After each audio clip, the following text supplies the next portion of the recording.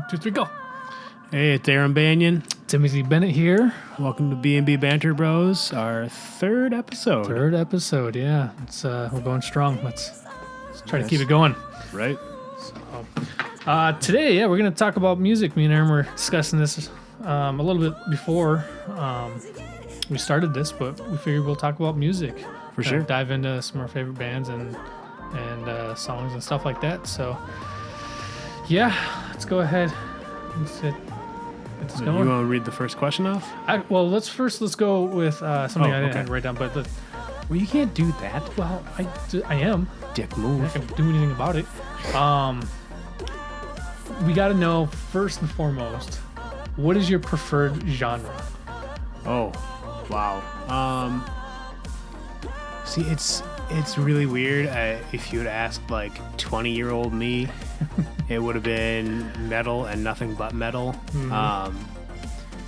Since I've gotten older, I don't resist or hate as much music as I used to. Right, I hear that. Um, I don't know what it is about being a younger person, the naivete about it was the ignorance need and arrogance that you have with not. Part of it, I think, is the accepting. need to be accepted into a group. So, like, whoever you That's- like really hung out with, like, Yeah. I hung out with like metal kids, so like, I had to like metal.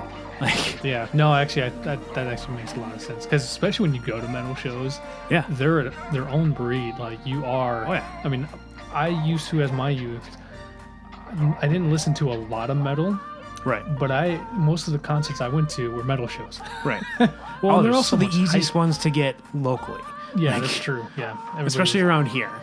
Yep. But sorry, continue. But yeah, like, so nowadays I jump around a bit. I still listen to metal, but I also listen to a lot of blues, some bluegrass. I enjoy classical music. I really enjoy like string quartets. There are days where I listen to nothing but string quartets. Yep. I even get into some EDM music. Not a ton, but some. There are some very talented DJs out there, Oh, sure. and Most definitely. I'm right there with you. I'm not a big like dubstep or EDM fan per se because I probably wouldn't go to any of their shows. Oh, God, no. But I definitely are a few out there that I definitely enjoy a lot. I've been really enjoying Marshmello's hits. He has Yeah. he's been Yup. having a lot of hits, like hit singles. He's very listenable. Yes, with featured artists, and there's one particular one that I really like with Kane Brown, who is a country today's Yeah, country artist, and I really like that song. Yeah.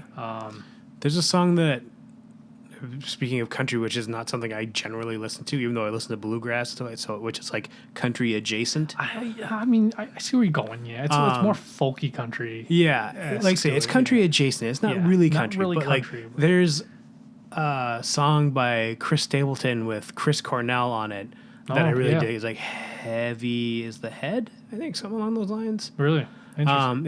It's pretty decent. Doesn't sound super country, so like it's very listenable to me. I feel like I haven't heard that or even know about that. I think it's on Chris Stapleton's like album, so Okay. like unless you like listen to him, I don't think you'd know about it. Well, and Chris Cornell is one of those guys where when he's alive, God rest his soul, but he has a very unique voice. Yep. And he owns his voice. Like, Yeah. you know what I mean? Like You can't touch his voice. No, Like he's very distinctive, and he really has nailed it. But back when he was with Soundgarden, back in the day, you knew who he is back then. Now, but like Soundgarden for the most part sounded like Soundgarden, if that makes Right. sense. And then you have there's very much a disconnect between Soundgarden and Chris Cornell. Chris Cornell. Yep. Like you can't. Audio they, Slave, they don't. like- they don't like run together at Yep. all. And Audio Slave sounds like to me, Audio Slave sounds like Rage Against the Machine with Chris Cornell singing. See, and I felt like Audio Slave was the alternative version of both those bands. Yeah. They're alternative rock. The other Yeah. two bands were this post grunge. Yeah. I mean, I Rage can see Against the that. Machine was a little bit more into the rap. They were a little more hard punk rock. Yeah, and yeah. rap rock. Yeah. Kind of influence, but Soundgarden was a post grunge. Yeah. Oh, definitely. Rock. Soundgarden They were was a 90s. grunge. Like Yeah. they came Well, out yeah. during the grunge era. So I mean, but Yeah, so for the most part, you still listen to metal. Mm-hmm. I mean, you'll probably always be a metalhead. Oh, sure. I don't listen to a lot of the stuff that's well known, I guess. Like I try to find stuff that's off the beaten path a little bit. But yeah, I mean, who doesn't like, well, I guess who doesn't like Slipknot?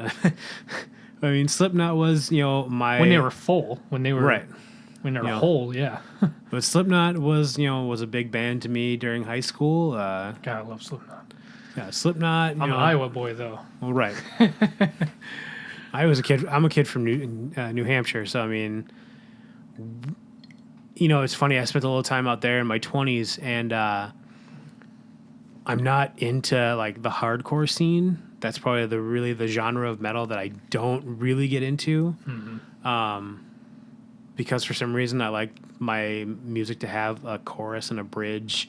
I like a formulaic version of those songs. Like sometimes I listen to certain songs and there's no formula to it. It's just kind of whatever. But like I definitely like to be able to hear a chorus because that's what I get kind of jacked into. I'm the same way. I don't listen to a lot of like metal or death metal and all that stuff because I like my melodies. Yeah. I love it when you can have some hardcore growls and some yells and screams and shit, but I want some singing in there too. I want some soft melody or something that goes behind some of the heaviness. Oh, definitely. Some diversity in a song, for Christ's sakes. But I can understand it. I'm also right there with you when it comes to Slipknot. I don't know what it is about Slipknot. I think they were one of those bands that for the new metal era they really refined. Well, they refined it, and they basically almost spat in the face of what everyone else is doing new metal wise. Like they just did their own thing. Yeah. Yep. And I think that was in part what appealed to everybody, and that and the fact that they really just didn't give a shit. Like it was a show. Yeah. They're wearing masks. Especially in the early days, they beat the shit out of each other. Yep. Like. It had a lot more aggression.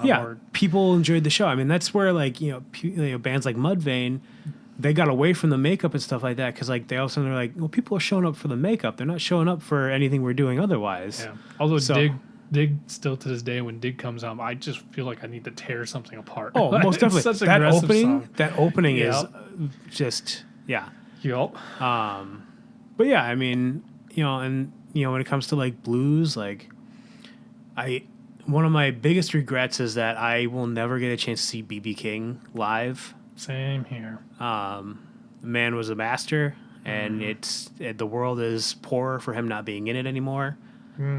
Despite what anybody may say, I don't care who disagrees with that. He was, when you think of blues, you do think of B.B. King. He's the first person you think of. He's like the face of blues at this point. You do end up having some of that. I guess it really it depends on how bluesy are you going to what you're thinking of, and I think the time period. Because, honest to God, Eric Clapton is one of the first that come to mind. Yeah, but he is what I call that mainstream blues. He rock. wasn't bluesy when he started. He got into blues. It seemed, but he didn't really start out that way. I don't know. At least it didn't seem to me. I don't know a ton about Eric Clapton either, though. I mean, he was one of those guys that he started off in the Yardbirds with Jimmy Page and that other guy. There's some other people in there I can't remember. And that was when they were like 18 years old, I think, 17 years old. I don't even think they were legal. I think they were in high school still. Damn. And then they went on the Traveling Wilburys? Is that what that band's called? It was him and Tom Petty? Possibly. Yeah, something Wilburys. So I mean, like the thing about Eric Clapton is he's kind of progressed. Yeah, and I'd say he seems to have moved into blues, and like as far as like guitar work, he's another guy no one can really touch. No. He's by the way, the fantastic. album he did with B.B. King is a wonderful album. That's what made me think of it, actually. Yeah, is that album. Great album. And that's where I guarantee that Eric Clapton was just high on his freaking wits about playing with B.B. King. I mean, they're both very iconic people, but B.B. King, once again, he's the blues. Like I think of that. Unless you want to deal with the father of blues, like Muddy Waters and some of that. Right. But they're the founders of blues, but like B.B. King is like the face of blues to me. Yeah. Like when you say blues, I feel like most people think of B.B. King. Yep. Or Yep. the other one I would think they would think of would be Stevie Ray Vaughan. Yeah. Who would be I the thought other guy about I would say that? The thing about Stevie Ray Vaughan is I think his blues has always been an upbeat blues. Yeah. So High he, to energy me- versus low energy. Exactly. Yeah. So like when you're dealing with the blues that B.B. King did, he was more of like talk from your soul, and then Stevie Ray Vaughan was more of like, let's do that, but let's have some fun.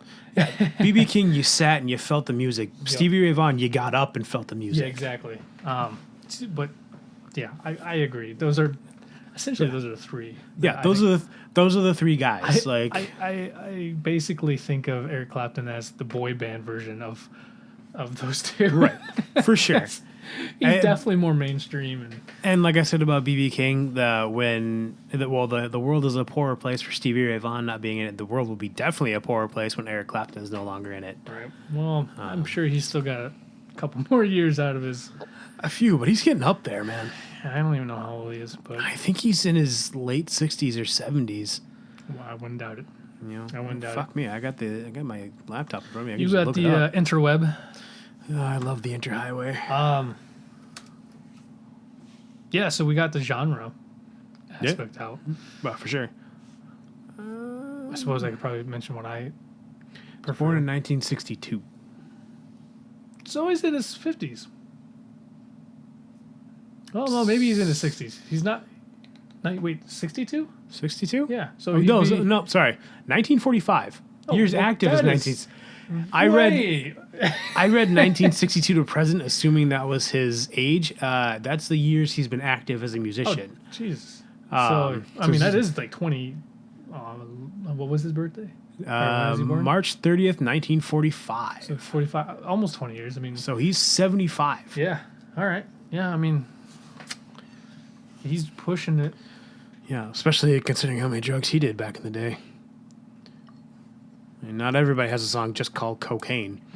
So I bet you if you looked it up, there's probably hundreds. I'm sure there's some that like have to do with cocaine. I'm just saying he had the audacity to just name one cocaine. I don't know. There's that one song that the most The popular one by song. Buck Cherry.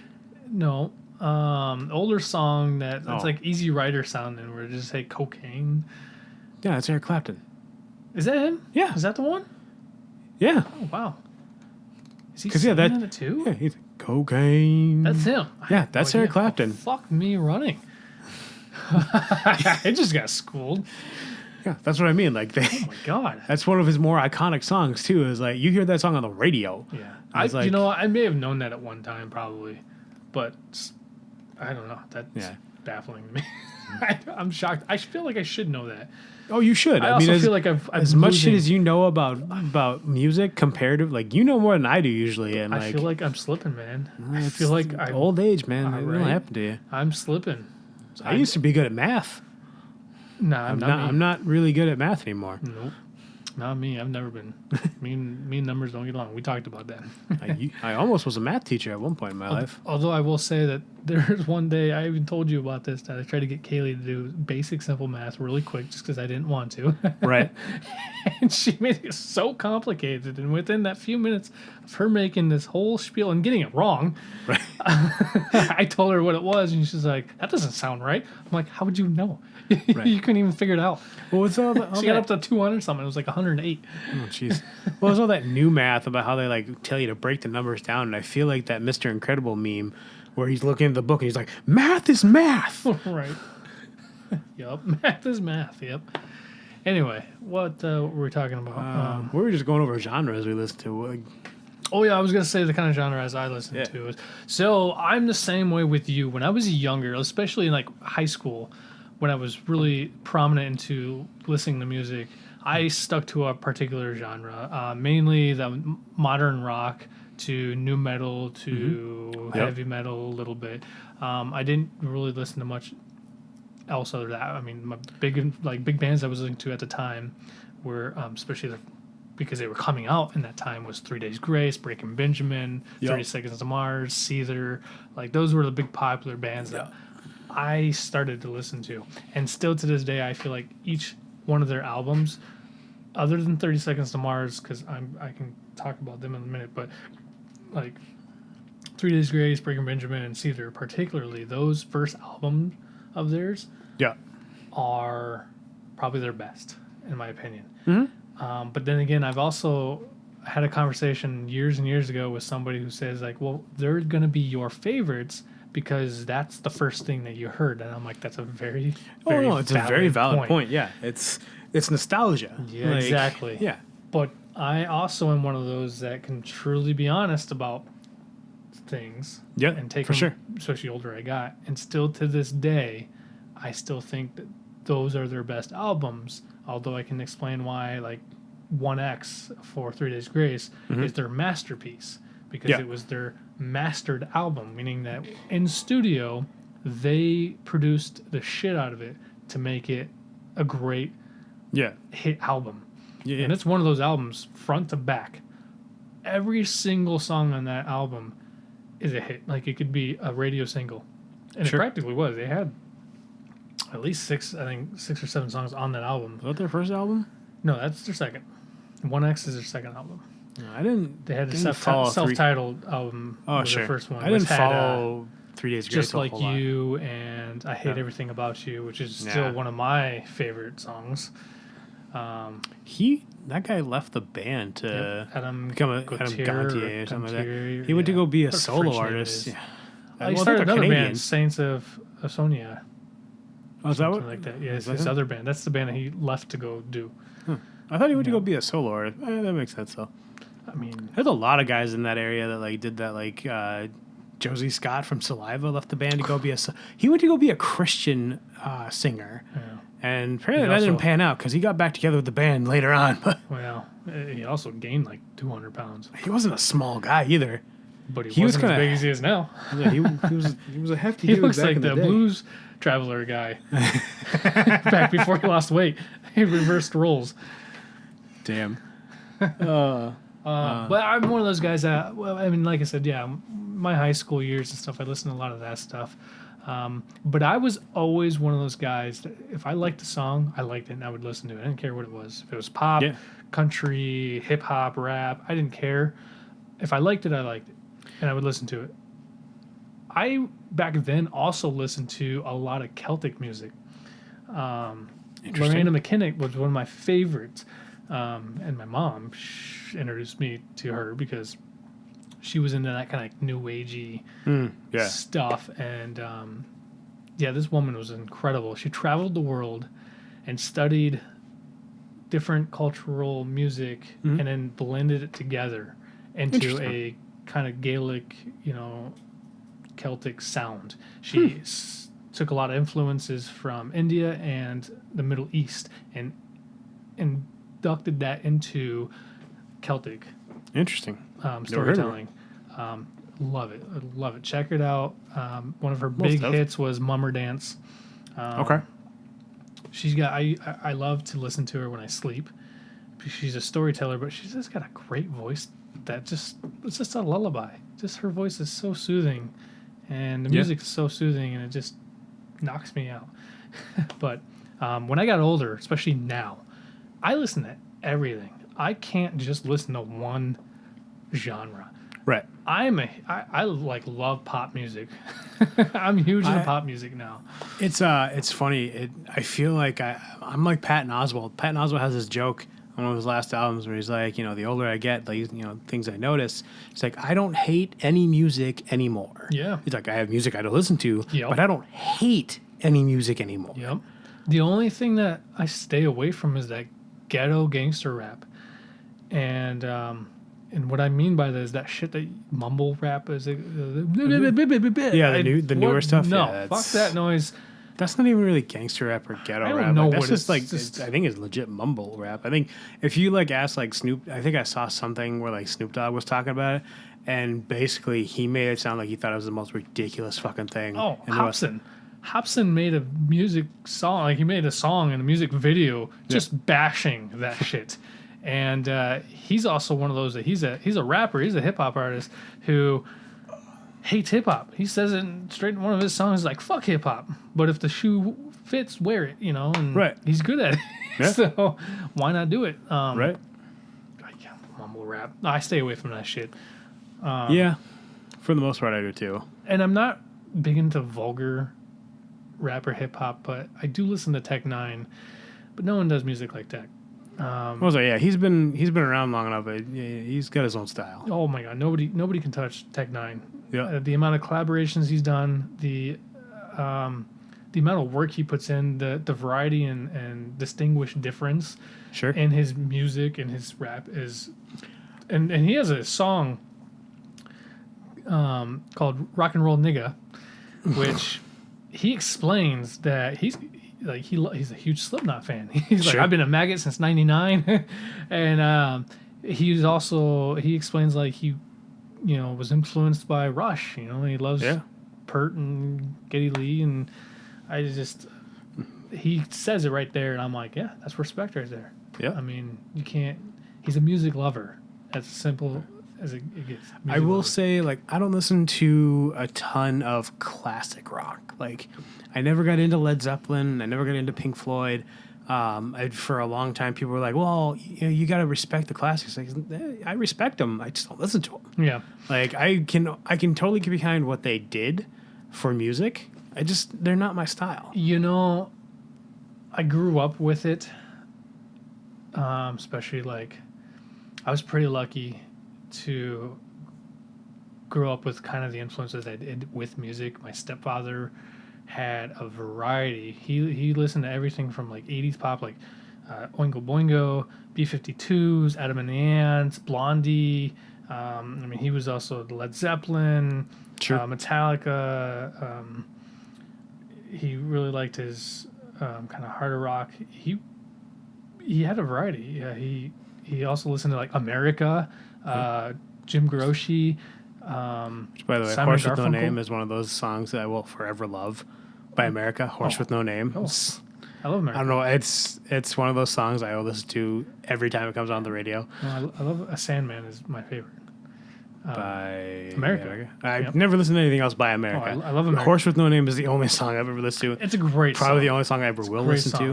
Of course, it's not all about a peyote teacher, but it's a great song. That's fine. But it's a brilliantly written song too. Like, Yeah. I never thought about that.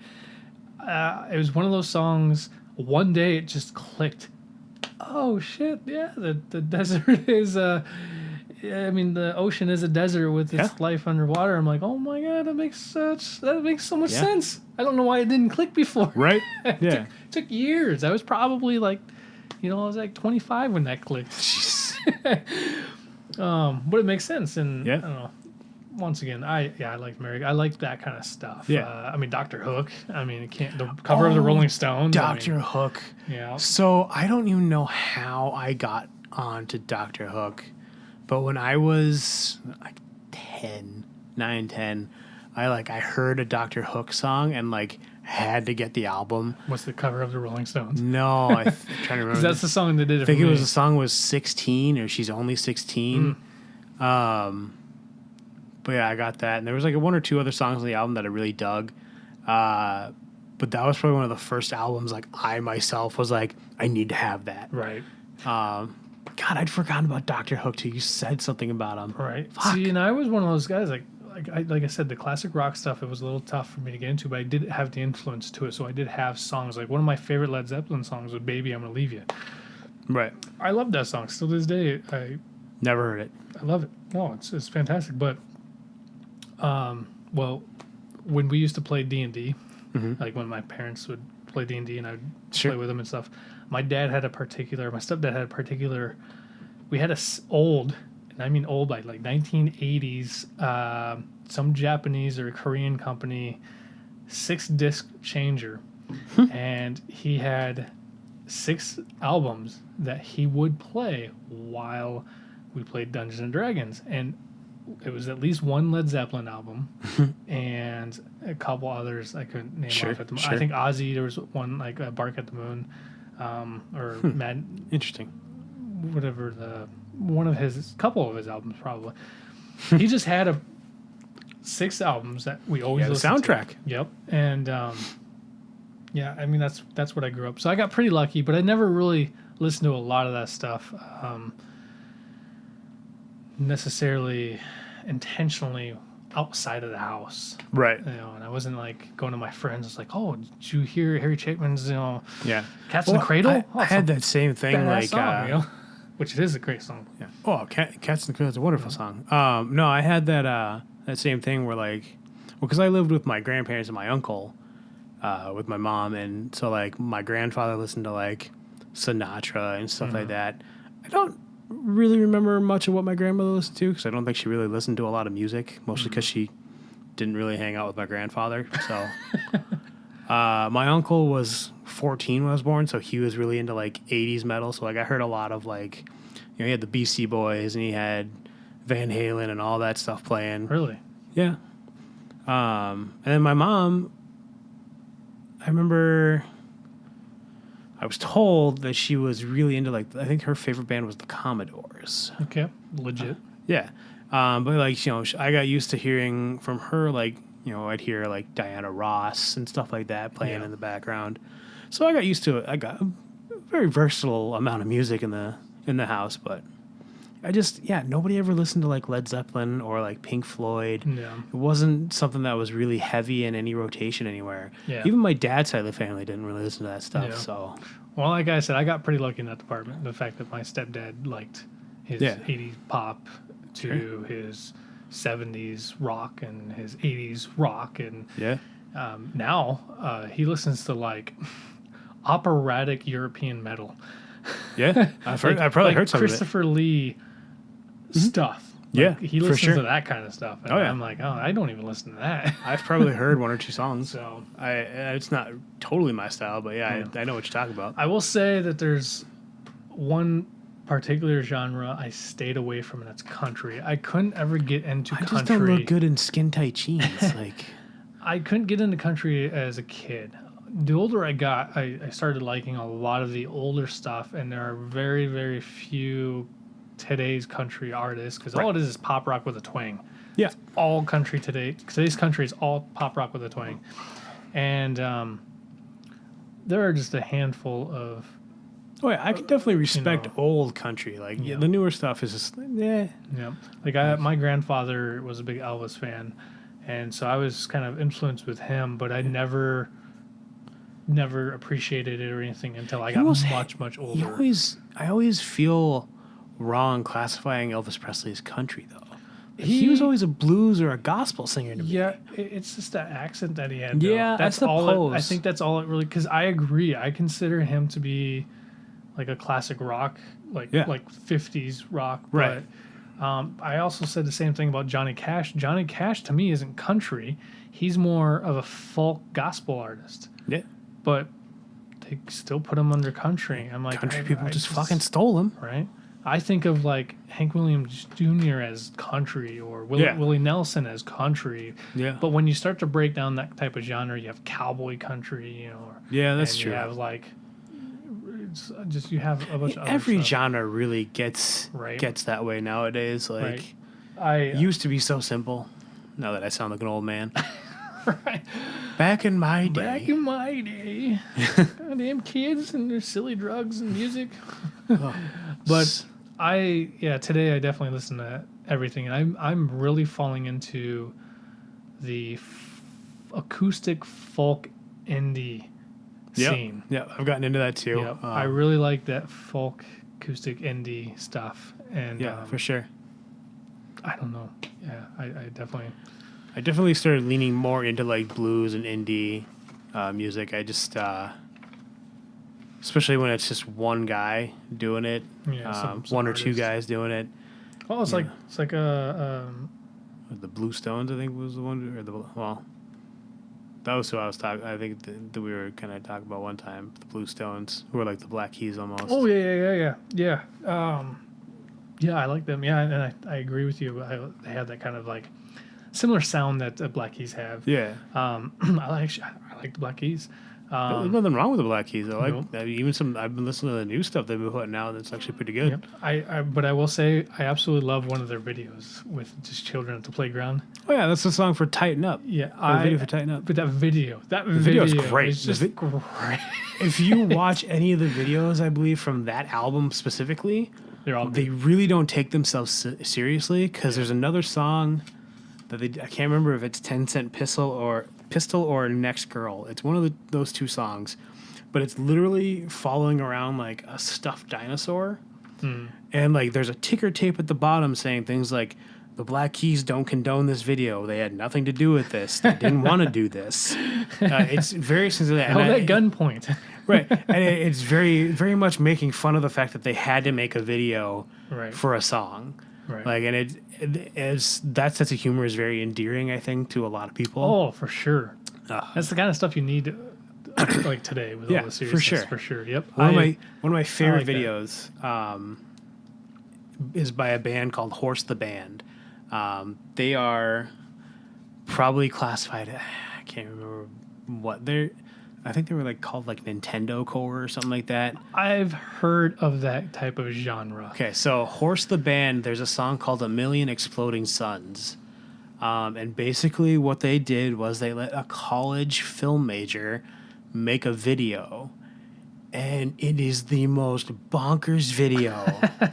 Because like the beginning is like the keyboardist sitting at a typewriter looking at this ceramic goose head on the wall that is telling him to start, and he starts typing on the typewriter, and it's him playing the keyboard, and so like he's playing the rhythm of the keyboard on the typewriter. Interesting. And that's the big opening of the song, and then like there's I think other members Some of the Naked band, Lunch shit right there. right, and then like other members of the band are like collecting body parts. And like they're running around. It looks like a mannequin like pieces, but they're picking up, and they're running around, and all of a sudden like they get all the pieces, and it forms into the lead singer wearing like a hula skirt, a t-shirt, and like a fried chicken bucket on his head, and he's like shooting lasers out of his eyes. Like I said, it is the most bonkers video. We'll watch it after this. Like you got to see it because it is nuts to the nth degree. And it's one of the first songs I ever heard by Horse the Band. Yeah. So it's one of my favorites, but the video is nuts. That kind of reminds me of like Portugal the Man. They have a video where there's these like, it starts off as like this old 90s or 80s like buddy cop sitcom where they do like the freeze frame as an action pose, like jumping over a fence or something. Sure. And they got like a mustache and glasses, and then they drive around with these cars with these giant like just giant pinata looking people on their cars, and they're using these cars as like skateboards essentially, and it's bizarre. It's really That fucking sounds weird. Yeah, anyway, Shall we get into it? Get into the questionnaire since we veered off topic for half an hour. well, no, we're still talking about genres. That's It's all true. good. So I kind of was thinking more of albums to narrow it down, but like albums that influence you the most. So what's a particular album or a couple albums that like in your life just seems to inspire you? You know, influence you in some way. It's hard to say like influence. Influence is such a specific word. I think probably one of my favorite albums is Shadows by Sean James. Is his first album. There's 90% of that album. I think there's maybe one song I don't generally listen to, and they all have some sort of like. Now, are you talking about Sean James, just his solo stuff? Yeah, just his or solo not stuff. Sean Not- James not- and the Sean James and the Shapeshifter? Shapeshifters is an entirely different bag of. Because that's you want to listen to some badass like blues metal.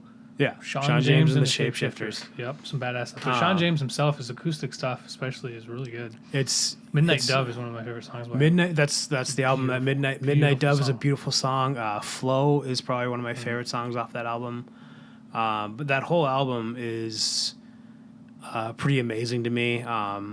And I got into him a little later on in life, so I mean, it wasn't like it had a huge impact on me, but it's always been one of those albums like I can put on and be fine with. Yep. Like just for whatever reason. Yeah. Yeah, you showed me Sean James and the Shapeshifter back at DB's. Yeah. When you were working there for a little bit. They have a great album with just covers, where there's a couple covers on there that I really enjoy. I'm trying to remember the ones. There's they did a John Legend cover. They covered "Who Did That to You," which is Check that out. it's pretty good. Take a look here at what the other song or what the other album is. Definitely my favorite song is Midnight Dove. That's my song, my favorite song out of any of his stuff. Oh, definitely. Well, either or. He's got a couple other songs that are, I think, equally as good. Yeah. I definitely, because he did a cover of Ain't No Sunshine. Yep. And I didn't hate it. I definitely give him some credit because that is one, and you can ask Kaylee this.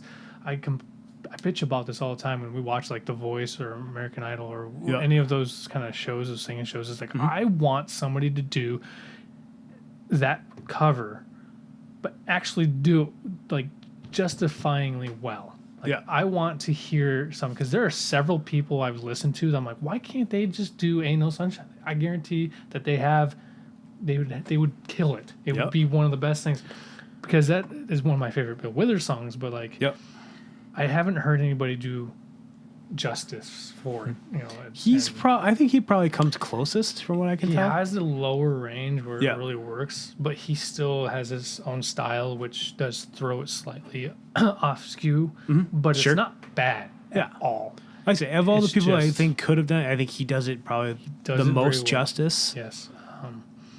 But he does a cover of God's Gonna Cut You Down by Johnny Cash, which is really good. Him and the Shapeshifters. Yeah. That covers album, their cover of God's Gonna Cut You Down is really good.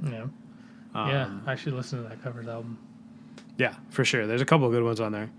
But like as far as Sean James goes, like I say, Flow's really inspirational to me as far as like a song goes, because it's all about just knowing that like it's all about getting through whatever's going on. Like there's the light at the end. Yeah, you just got to go with it. Like it's gonna happen. You go with it. You got to scrape through the dirt and mud to come out. But the other song that he probably does like that, as it's on the second album he did, was Deliverance. The song itself is called Pendulum Swing. That's a song that's actually on occasion moved me to tears. I'll have to check that one up. Yeah, it's a great song. Killer song. Sean James is one of those guys that I will forever love. A big old softie for him. I have a big soft spot in my heart. I don't think he can do wrong at this point. Oh, he's a talented son of a bitch. He's super talented. I watched some video. In fact, his mandolin just can't keep up. Yeah, I watched some video where he's like, man, he wrote the hardest fucking mandolin riff for me to play. I watched a vocal coach. I think she was watching him do a cover of Ain't No Sunshine. And she was talking about like, you can tell by the way he's singing, the way he's going about things. He worked as a sound engineer for a while.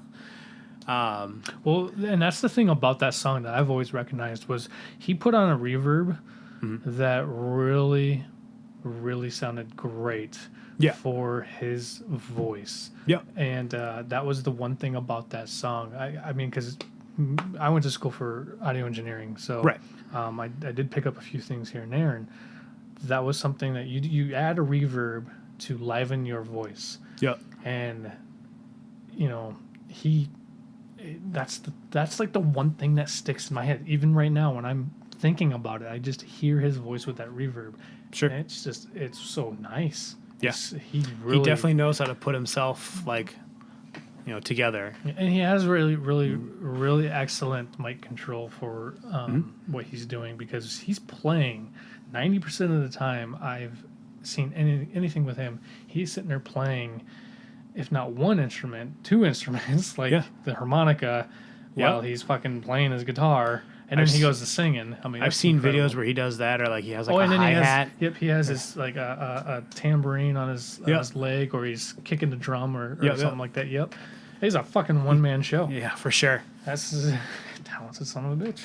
He's one of those guys that I will have to see before one of us dies. Right. I don't know which one of us is going to be, depending on, I mean, if you think about my lifestyle and how I take care of myself, probably be me. Oh, he's probably around your age.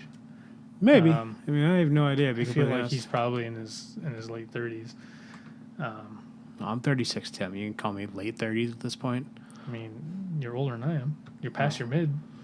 That's true. Yeah, he's got. I don't know.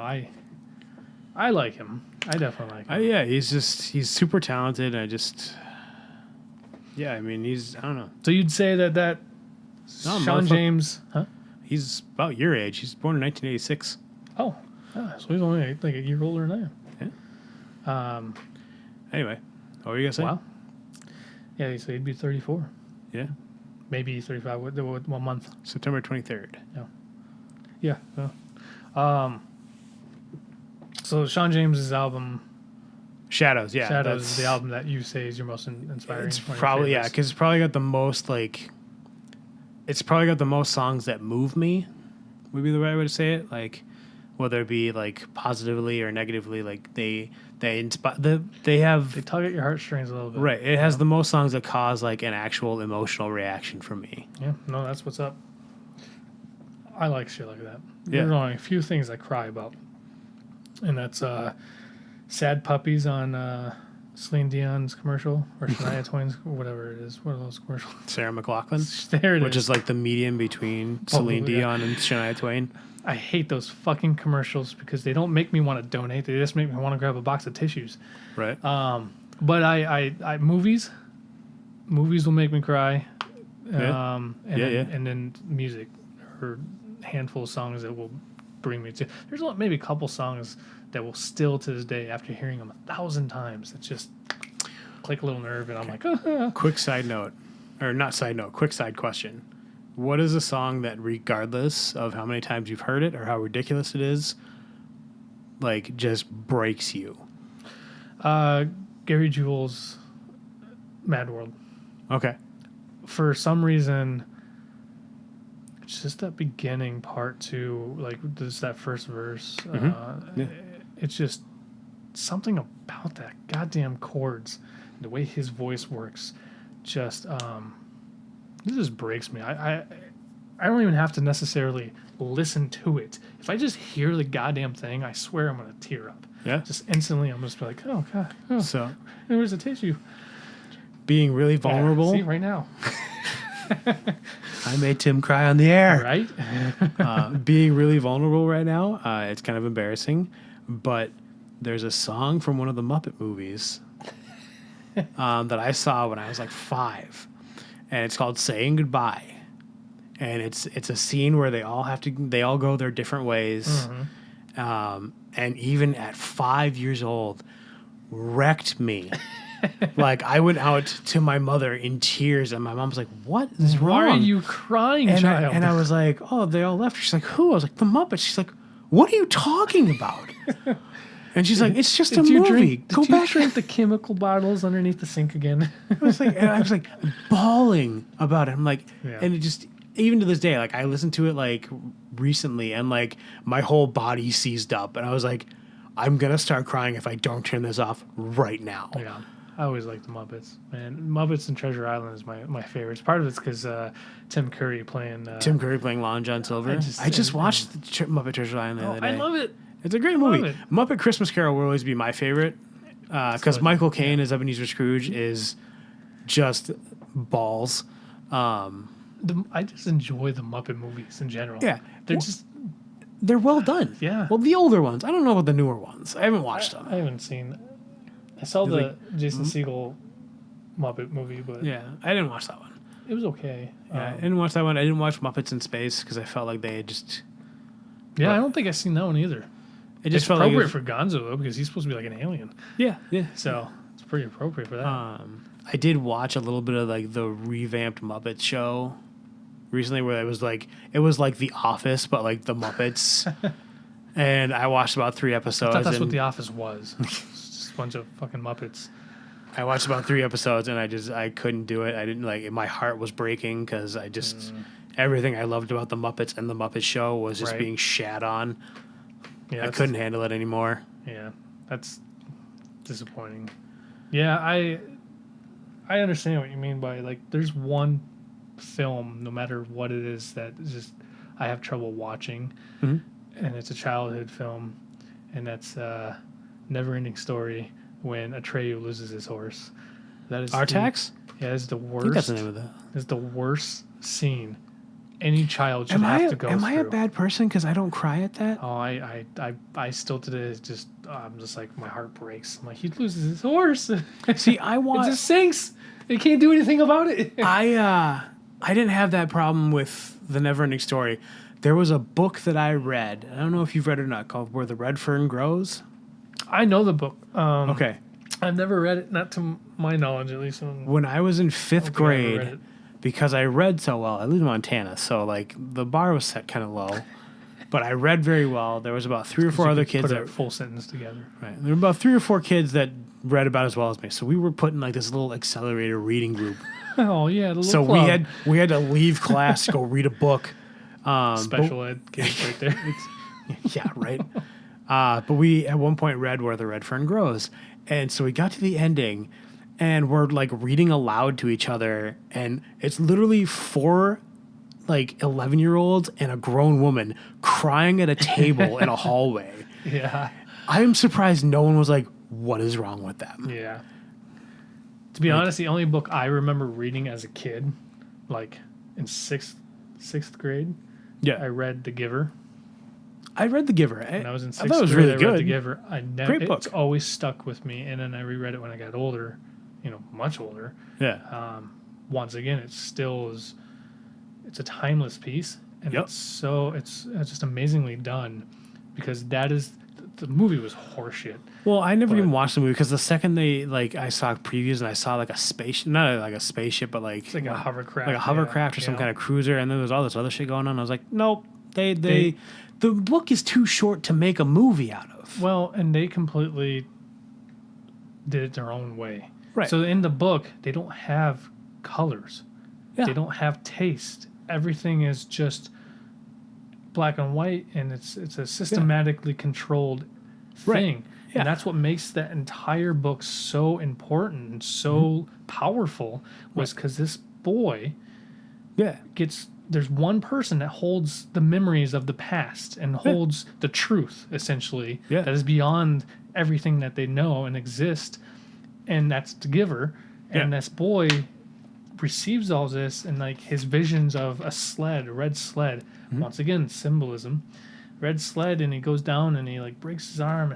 That whole shit right there was just so powerful. yeah. And then at the end, He you'll saves the find baby. out Yeah, that he is doing exactly what he had seen, Yep. which means it's a cycle. And then he goes into this cabin where he's supposed to meet like his mother or somebody. that's as long as I read it. I gotta reread It's it. been a long time, but that book has never left me since sixth grade. It's the only book I've ever read that has truly just like moved me and changed my life. Yeah, And don't watch the movie. Right. It's horseshit. The sad thing is that Jeff Bridges is in it. yeah. But no. Anyway, not talking about books. Let's get back onto music. 'Cause that's not what this episode is about. Yeah, so we talked about the album that one of your favorites that kind of inspires Yeah. you. Or, Yeah. This Sean James Flow. So this is your turn. An album that inspires me the most. I think I would be like prepared for this, since I'm the one that kind of came up with the questionnaire. One would have hoped. A little professionalism would be nice. Oh, it's a tough one when it comes to albums, but I. Whew. God damn. I honestly cannot think of an entire album. Tim stifled himself with his own question. Yes, I did. Because I wasn't prepared. I was too busy asking or thinking up the questions, not thinking about my answers. It's really tough when it comes to albums, because like I was always a song guy for the longest time. There was very few albums. There's very few albums that I listen to all the way through. Yeah. But if you really, really want, I can kind of give an answer, and that would probably be... I mean, if you feel like you need to do a song instead of an album, like that's fine. Well, I would probably say an album that really inspired me. I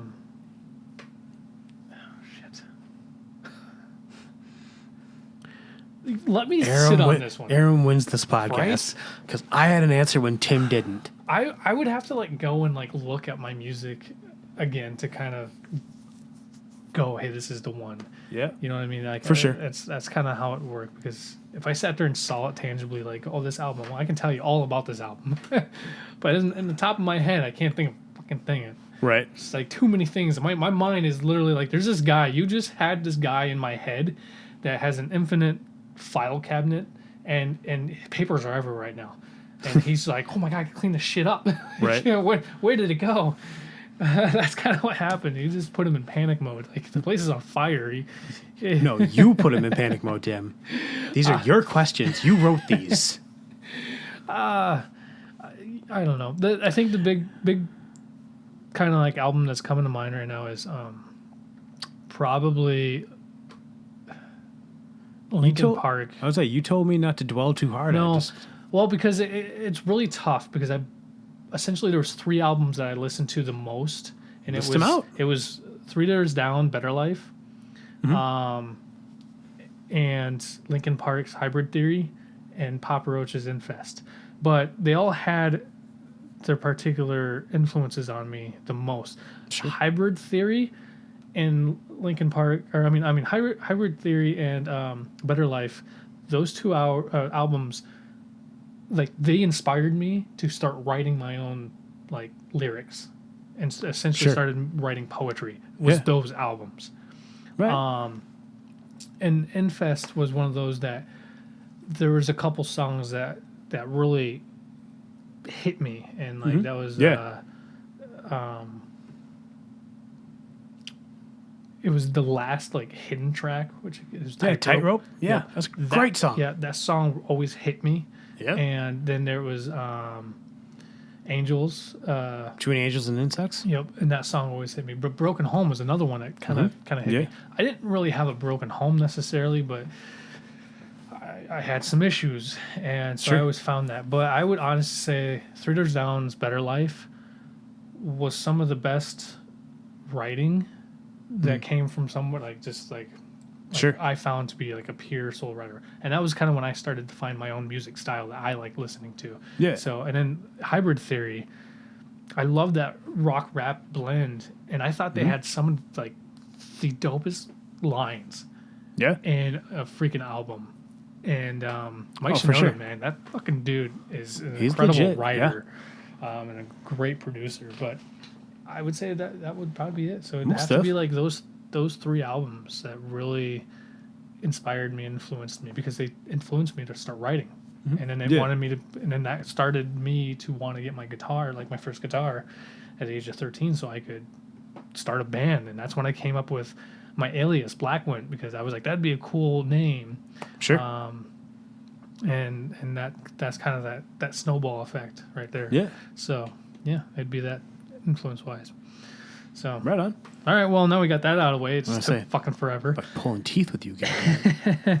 Well, like I said, this dude in a file cabinet, he's lost his shit. So I just went by, get another one, nerd. Yeah, now he just like passed out. So I found it. God. So going into that, there's time in your life where it's probably one of the darkest. Yeah. And you're probably depressed, or it was the worst, or whatever. Did you have an album / artist, whatever you want to call it, that like was what you settled with the most? So if I had to think about it, I don't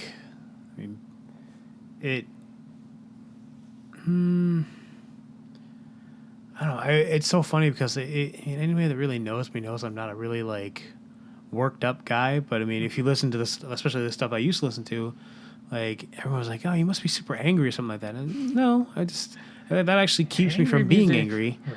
Like, but I mean, if I was ever like really down, there are two albums that come to mind that had songs on them that were really poignant for me. The Morning After by 40 Below Summer had like 2 or 3 songs that were really really specific to me. At least felt really specific to me. Better Life was a Fantastic song. specific song for me. That one, Rain, Rain is is a dope song in and of itself, but it was. I think Monday's song was the third one that I was really into. my favorite song right there. That's probably one of my favorite songs on the album. Song on that album. Like I love that song to death. But And then FE. Yeah. This is just a dope ass aggressive song. And then if I was really feeling down, the other song was by Flaw. It was called Recognize off of their second album, which was Endangered Species. Medicate's my favorite song off that Medicate is a great album. album. It's also their single too. For a Yeah, reason. that was the first song I heard from that album. But yeah, Recognize would probably be the other song that I would really think about. Like if I was like feeling really shitty, like because usually it had to do with the fact that I wasn't happy about something or other, and if I wasn't happy with that, I probably wasn't happy with myself. So Well, and not to interrupt, but Chris, Falls, yeah, yeah, pretty deep writer yeah. himself. I never really got into his solo stuff, but I heard one or two songs that were okay. yeah, they but were it okay. was- But he definitely was one of those that really tried to write with his emotions and, yeah, and stuff. Oh, But I mean, the that song first Whole, album, yeah, that whole first album was definitely. very I like it in that it's like first a therapeutical that thing. Like it's that therapy first right album there. for him is probably to me in the same realm as like the first album from Disturbed, because I mean it was Yeah. definitely David Draymond, I think is how you say his last David name. Draymond. It definitely him getting out a lot of negative emotions onto paper. No, Down with the Sickness had nothing to do with his mother. But yeah, those are probably the two albums, because I mean they have specific songs that I can think of. Well, I believe Whole, the song Whole, That was off their first album. yep, was That was Mother's Suicide. I yep, think, or about something, him or her- like witnessing his mother's suicide or something. or 'Cause her ODing it says or something like that. once you took your life, mine has just not been whole. Yeah. I mean, first of all, I think that song fits so well as like an uncredited song on the movie The Haunting. Yeah. I just don't know why, but I do. I think that song fits so perfect at the end of that movie. If you were to like watch that movie with the credits rolling and silent and put that song on right away, I feel like it would blend perfect. Right. So The other song off of their first, like going with Whole, if you listen to My Letter off of that album, it's another one that's very, very deep. But like I the say, goddamn art cover on that album too, with the kid with the yeah, writing with on all the his writing, all face this, and yeah. It's a deep fucking thing. Yep. Yeah. But yeah, it's like I said, those are probably the songs that probably meant the most, I guess, when I was in some. I guess I don't think I've ever specifically been in like a really bad place. I've been kind of life sucks, whatever. But I mean, I'm always one to kind of just soldier through and do whatever. Yeah. So Yeah. Keep trudging through the mud. yeah. Yep. Anyway, your turn. Honestly, this is probably the easiest thing. I mean, 40 Below Summer's album, I listened to that pretty obsessively. Sure. But I listened to, there was like at least 2 albums, if not 3 albums, I listened to religiously. But it was Il Nino's Confessions. That album, Good album. I listened to almost every fucking day, nonstop. And it was their second album, but that album had so much that I connected with. Yeah. Like it had from the first fucking song to just being this, I hate everything, I hate you, you're fucking this and this and this, Yeah. and to their second song, How Can I Live, without you, and I'm like, oh my god, it's just, Yeah. and they even have a song on there that kind of reflected off my own personal kind of feelings towards my real father, who I never met, but I've only Right. seen pictures, and that was Unframed. Yep. I remember the song. But that entire album, front to back, every fucking song, once again, front to back, I loved. And that was the one album I just obsessively listened to. But it was 40 Below Summer 2, The morning after. Yeah. is another one of those that kind of hit me. And Monday Song was one of those that always hit me. I just was obsessed with that song. Rain Song was really good too. Yep. But even their last song on the track towards the end of that song, it starts to slow down Yep. and soften up. And there's just that entire thing always hit me too. Yep. And then it was actually, I would honestly say it was probably Slipknot's Volume 3. Sure. Yeah, I can see that. Most people didn't like that album. They said it was them selling out. It was whatever. See, I fucking hate. I'm gonna go off on a tangent from it. I fucking hate this bullshit where people go, "Oh, this band sold out. This band sold out," just because they changed their sound a little bit. They're fucking artists. Like, let them create what they want to create. If you don't like it, don't fucking listen. Yeah, They're not gonna give a shit. Not everybody can be like War and for the past 30 years do exactly the same thing, Right. And be okay with it. Yeah, People mature and they change and they want to. Yeah, they said the same thing about Mudvayne when they did something a little different. It's like, leave these people alone. Right. Let them write what they want to write, and if you don't like it, don't fucking buy it. Yeah. Like you are not entitled to them writing specifically for you. Yep. I remember hearing Mudvayne's World So Cold, and I remember people were I loved it, and I'm like, I didn't know they could get so like serious. That song I think is okay. Like it's not like one of my favorite, but they have plenty of other songs like that I really enjoy. It was the first soft song that they put out for there. Sure. And I was like, I didn't know that this was a thing, and it's a good song. Yep. I mean, I definitely don't think it's their best, but I have to say I probably was guilty of it when I was in high school because I was a child, saying things like bands sold out. But nowadays, it's like you're not entitled in any way, shape, or form to have them write specifically for you. Yeah. They're entitled to be able to write whatever they want to write. Yep. Like leave them alone. If you don't like it, don't listen to it. And shut up and let other people that do like it enjoy it. That's what I feel about Nickelback. Everybody can hate on Nickelback, and I don't blame them. And I mean, I'm not saying I'm a huge fan, but they're one of the bands that let them do what they're gonna do. They did exactly what they wanted to do. Yeah, they wanted to become big commercialized rock, and they succeeded. Yeah, and they did it quickly. I mean, they've never really tried to paint themselves as anything other than what they are. Here's the biggest kicker about people hating Nickelback. They're still one of the biggest bands in the world. Yeah. Still one of the biggest bands in the world. Although it's a huge running joke, they're still the biggest band in the world. It's like that comedian the other night. We were listening to Shane Torres, and he's doing that Guy Fieri bit. And they're like, I need to treat this guy like he's a member of Nickelback. Oh, and hey, what the hell did Nickelback do to anybody? Yeah. Oh, that was if you listen to the extended version of that track, he's like, all they ever did was make 40 million bros happy. Yeah, everybody can hate on Nickelback, but they had some good songs. They had some decent albums. I stopped listening to them because Silver Side Up was the album that was like, wow, that's a really good album. They had some songs that really hit. Too Bad was the song that hit me the most because it reminded me of how I grew up as a kid when my mom and I were homeless and we were doing what we had to do, and like my mom was trying to just keep us alive. Right. And I think about that because my real dad was in the picture. There's nobody else in the picture. And, she had some boyfriends come and go kind of thing, and they just turned out to be pieces of shit. And like, so like that song kind of hits me quite a bit. And same with Never Again. Like the first fucking song on that track was a big slap in the face. Dope song.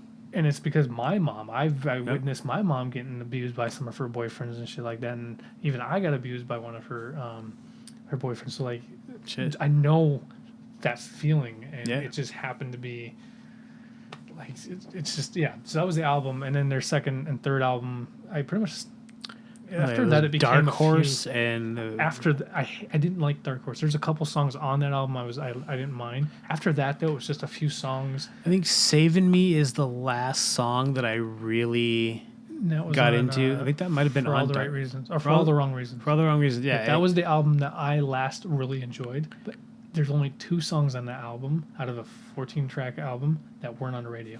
Yeah? Yeah. That doesn't surprise me. Nope, 2 songs. I don't know. I just, for some reason, Saving Me, like, I get really into songs about, salvation would be the right way to say it. Trying to feel like you're worth more than you are. Yeah. Not that you're worth more than you are, worth more than how you feel. Yeah. So, I mean, I get into songs like that because, I mean, I know how that feels. Like, I generally go through life not really, I guess, appreciating myself would be the right way to say it. Yep. No, I feel the same way about that song, too. It's probably one of the reasons why it's one of my favorite on that album. Because exactly what you just said. There's something about it that kind of goes, oh, yeah, I can connect to that. For sure. I mean, I know the feeling. Yeah. I know the questions, too. I mean. But enough about Nickelback. Yeah, right. That's not where we're going. Moving on. Confessions would be the album, but there's, once again, those 3 albums particular for their own reasons. Right. But really, Confessions is that album that in my darkest time, my God, did I listen to that shit so much because there's just so many songs that said it all. And I love it. Latin fucking metal. I mean, Right. El Nino. And I when I went and seen them live, I was like, these guys sound just as good live as they did. See, in and that's the a CD. rare thing, man. Like, They there's put on a lot of energy, too. bands. God, A lot of bands don't translate well live. Like, Korn is one of those bands that are God. garbage live. I was so disappointed when I went and seen them. Jonathan Davis's voice, I've heard live cuts. He sounds like dog shit. Like, Yeah. it's unfortunate because I like Stain Korn. was the same way. Was he? Oh God, Aaron Lewis was just like, I don't know, you couldn't hear him, couldn't hear any of it, and he looked like He can't open his fucking mouth. Yeah, he looked like he was fucking stoned out of his mind anyway. Probably was. See, I went and seen them. It was Chris Daughtry, Stain, and Nickelback. Oh, there you go. It's kind of an odd. I mean, it makes sense when you look at it, Yeah. but like. Stain to me still goes into that harder rock category. Well, you always think of But- Stained, like, especially like you and I probably think of Stained when like Dysfunction came out. Mud Shovels. Yeah, Mud Shovels, something like that when it was like heavy. But that, yeah, I mean, that's And then their last album was one of my favorites. the last one they just put out. Did they just release another one? The one that like- has I feel like they may have. Throwaway and I feel like they may have put an album out in the past couple of years. it's the one that has like the demon creature on the cover. See, I stopped listening to Stained after the second album. See, and Break the Cycle was their master Yeah. album, and that's one that I used to listen to a lot too, because I could connect with it. For sure. It's a depressing album, but it is one of That's those. an album I haven't listened to in a long time. I should go back and listen to It's that one of those. It's a well written album. Like this was really seemed like it was really thought through and Sure. and every word had some punch that they needed to get to and For You, for example, is one of those songs that just still to this One of the day heavier songs on that album too, I think. a little bit One of. but yeah, I don't know. Anyway, moving on. I'll say So- we'll go off for another hour if we get All right, it's get lost tangents. in that stuff. Called B&B Banter Bros. By the way, the B&B part is kind of like a run on our last names. Yeah. You know, it's like Timothy Bennett and Aram Banyan, and like we have B&B, and then we have Banter Bros. And We're fans of And- alliteration. yeah, it was a little bit of fun. So it's just a little fun fact for you.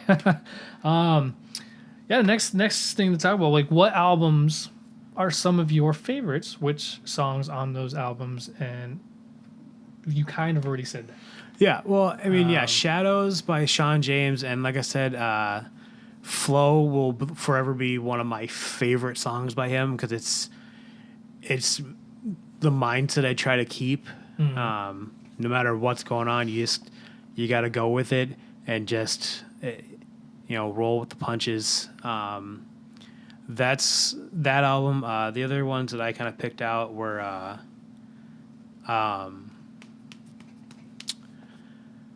Hymn of a Broken Man by Times of Grace, which was Jesse Leach and Adam Dukowitz from Killswitch Engage did a side project. It was just those two. It was very much an album about salvation and trying to... It was a little more Christian than I had originally thought, but there are a couple good songs on there, like I said, but Hymn of a Broken Man is probably my favorite off that album. Yeah. And then, because I'm a huge nerd, I picked Nightfall it's actually the full album name is Nightfall in Middle Earth by Blind Guardian. And the song Nightfall, the whole album is based on the Silmarillion by Tolkien. Yep. It's a song I've loved the song Nightfall I've loved since I was somewhere in high school. And still to this day, I love listening to it. I love Blind Guardian in general because they were my introduction into that nerdy sort of fantasy metal. Yeah. I mean, they have a song just called Lord of the Rings. That's super dope. Well, then why didn't you listen to Led Zeppelin? Well, because They have a song about Lord of the Rings too. I mean, well, they have a lot of stuff about Lord of the Rings, from what I understand. But no, like, that was just one of those songs that, like, I got super into when I was younger, and Yeah, it always stuck with you. Yeah, it was one of the first live albums I ever got too. Was their actual live album. I can't remember what the hell it's called now. It might just be Blind Guardian Live. I didn't listen to it because I don't really do live albums, but There are only a handful of live albums that I personally will say like this was phenomenal. Right. And I know one of them is Rammstein's Live in Berlin. Oh, we're The Rammstein's video one of those too, bands that seems to translate really well live. Like their sound doesn't change too much. They're theatrical. Right. I loved them when I saw it. I waited 15 fucking years to see them. And so when I got the chance, I took it. It's really funny to think that like way back in the day, they were basically like a boy band. Yeah, I mean, they were a German Yeah. electronic metal. I mean, they were really, along with Nine Inch Nails, like, they were really one of those that kind of introduced the synthesizer, the electronic metal. Yeah. And yeah, no, it's still crazy to think that Till Lindemann was a Olympic gold medalist for swimming or diving. Was he a gold medalist? Yeah, I think I knew he was a medalist. He won, yeah, I know he got the gold. I thought he was a for bronze medalist, to be diving. completely honest. Still, Either way, I mean, crazy. not to take anything away. I mean, medal's a medal. But Right. I mean, I didn't think he was like first place. And then they got really into metal. right. Knock this son of a bitch down, make a microphone. Well, yeah, because they were forgers. They were working in a metal factory. Yeah. Sounds about right. You know, that's how they met. I guess was they were working in this factory, Interesting. melting down metal. So they were smelting. took metal Nice. to a whole new meaning. Interesting. Very interesting. But and then I would say that Harry Chapin's he has a live album which I grew up listening to and I love. I absolutely love it. For the life of me, I cannot remember the name. One of the best live albums of all time. I hands down, I would just say it's him up there on stage, telling stories from his songs and stuff. But he's interacting, and it's just amazing. It sounds so good live too. But are you looking it up? Yeah. There's Greatest Stories Live. I have to see the album. Uh, If you can find something that has the album. hold on. Here we go.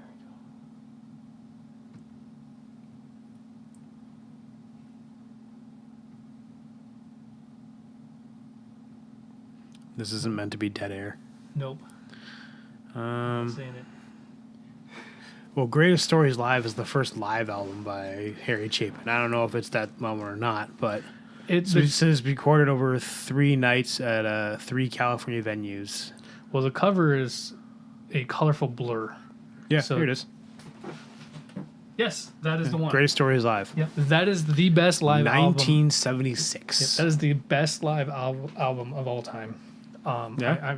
I'm throwing that right there. The gauntlet is down because of quality, performance, songwriting, songs, and his pure presence. Yeah. He was just a born entertainer, and sadly he died shortly after in a taxi cab accident, I think. Damn. Yep. So, but anyway, if nobody knows who that is, he wrote the biggest song in the world, "Cats in a Cradle." So And the cat's in the cradle and the silver spoon. one of the most endearing songs about father and son relationships and Oh, it's depressing. and cycle of life of being just like your own man. It's depressing is what it is. Oh, but it's still beautiful. Oh, it's beautiful. Don't get me wrong. You can be beautiful and depressing. Yeah, I've known totally, people totally. like that. Did you answered your favorite album pretty much? Yeah. Yeah. Okay. Yeah. I figured It's your it's- turn. Oh God, well, I wasn't prepared for this one too. Tim wrote these these questions while I was at work. No, I wrote them like in a 10-minute span. I took you from when I could see you walking outside the window to the front door. So that's 10 more minutes worth of thought It's 10 that minutes I that didn't get. 10 minutes of me writing this. Like I said, I wish I had just a little bit more time. I would have thought it out, but I sat here and wrote out my answers. Why didn't you? Because I was setting up the thing. Favorite albums is not a thing. There's too many of them. I could probably say that there are. I don't know if I can answer this one. I don't think I can answer this one. There's too many. I don't have a favorite album. I don't have just favorite songs. I have favorite songs on particular albums, but Well, yeah, just do some favorite songs. That's basically what I did. Like, I picked some of my favorite songs that I thought of. well, shit. I would say, yeah, let's go with this. Let's say 30 Seconds to Mars, their third album. This Is War. Okay. I love the album, front to back, and one of my favorite songs on there is Hurricane. But I like the version with Kanye West, Okay. and because he has some just dope ass lines in that, and it's so appropriate, it's so Right on. perfect. I like 30 Seconds to Mars. They were never huge for me. I saw them at the Delwyn. Yeah, It was them, and they were supporting Seven Dust when I went to go see him. So seems very odd. it was two openers who I could not tell you who they were anymore. But then it was 30 Seconds to Mars. It was right after their first album came out, I believe. And then Seven Dust was the headliner. And it was, I want to say their third album, Animosity, either was coming out or had just come out. One of the two. I can't remember which, but And I think that was after Clint left, or that. no, Clint was still in the band. The night of that night was the night that Lejean's brother got shot. Yes, That and was the night he did like that- a tribute or something. They did Angel's Son, which Yeah. was off the album Straight Up. Which And that was that written for Straight Up somebody album. else. Well, Straight Up was entirely dedicated to the lead singer of Snot, Yep. whose name was Lynn Straight. because he died in He died in a car crash. Well, he died in the California bridge collapse. Was that what it was? Yeah, I knew he the was in whole a car. It bridge was him and collapsed. his boxer Dobbs. Yep. Yeah, the both died. whole bridge collapsed. I didn't know about and that he was in part. one of the. Yep. Exactly. Yeah, it was like. But it was a very appropriate song in general. But that whole a beautiful album, song. that whole album is beautiful. There's some Yep. beautiful, beautiful songs. Like Surge's song, "Starlit Eyes" is one of my favorites off that album. But yeah, they did Angel's Son that night, and like Lejean barely made it through that song. Yep. So they played a shorter set and left, which Yep. couldn't fault them for. He I guess each time he came back to Minneapolis, he would mention that particular thing and how he has a lot of respect and love for the city because of Yeah, that situation. yeah, for that was him. out in St. Joe. That was. I think I've Closure heard was about one it. of the opening bands. Closure. God, they sound familiar. I think their big song was Soul Creation. Yes. Yeah. So they were one of the you can't even openers. find them anymore. No, you can find neither of the opening bands. They're not around anymore. Yep. Soul Creation. I remember that's exactly the. The only other time I heard that song was on a thought it was- video game I had. It was like a BMX downhill game. What did you call them? Closure? Cinder. Cinder. Cinder Maybe is Closure their was the name. other band. Yeah, Cinder is that name. Soul Okay. Creation. Closure I might be liked the other that band. song. That song was really popular too at the time it came out. Yeah. And that was all. They also had another song that I liked by them, but I don't remember what it was. yeah, Cinder. Closure can't might have been the find other them. band. God, I've been calling them Closure the entire time. Yes, They've been the wrong Cinder. band. Yep, Damn. Cinder. Cinder. Yep. And you can't find them anywhere. You Yeah, can't find well, them online. It's Like really I say, hard. they Soul Creation. I heard that song on one other, like I say, on a video game that I had, and I was like, oh yeah, I saw these guys in concert. Nothing ever else. Yeah. They Closure. kind of send that song Soul Creation kind of reminds me a little bit of like if Godsmacked kind of like Godsmack and like the Union Underground. yeah. I mean, I was gonna little say bit. actually I kind of forgot what I was gonna say, but You're welcome. yeah, like Drowning Pool or Soil meets Sure. meets Closure was the other band. Okay, so Closure had a song called "Look Out Below." I would have to hear it. I won't play it for you because I don't want to get us in No, trouble. no. I'll play it for you later. But that was actually a pretty good song. They were actually pretty good live. Yeah. Cinder was all right. I don't remember too much of them. I think I was busy trying to buy a T-shirt when they were on stage, so I wasn't paying attention. But Closure was not too bad. Yeah. They were. I think they were the very first openers, so like they only played a couple songs, but they're pretty young. Yeah. They were pretty good though. Oh, I used to love going to concerts. I hated, and I was always against it. That's why I always drove. about missing opening bands. I had Yeah. a couple friends that were like that, and I every time I go to concerts, I'm like, I just paid $60 for this ticket. There's no fucking way I'm gonna miss out on any of it. The only time I've ever walked out of a show was when I went and seen. It was Evanescence was headlining, and it was 3 Days Grace, Breaking Benjamin, Seether, which Amy Lee came out and did a duo for Broken with Sean. I fucking hate And that version of the song. See, that it was beautiful. It was done extremely well. And then Evanescence comes on, and they just sucked. It's not that they put on a bad performance. It was Amy Lee. It was at the Target Center, first of all. Sure.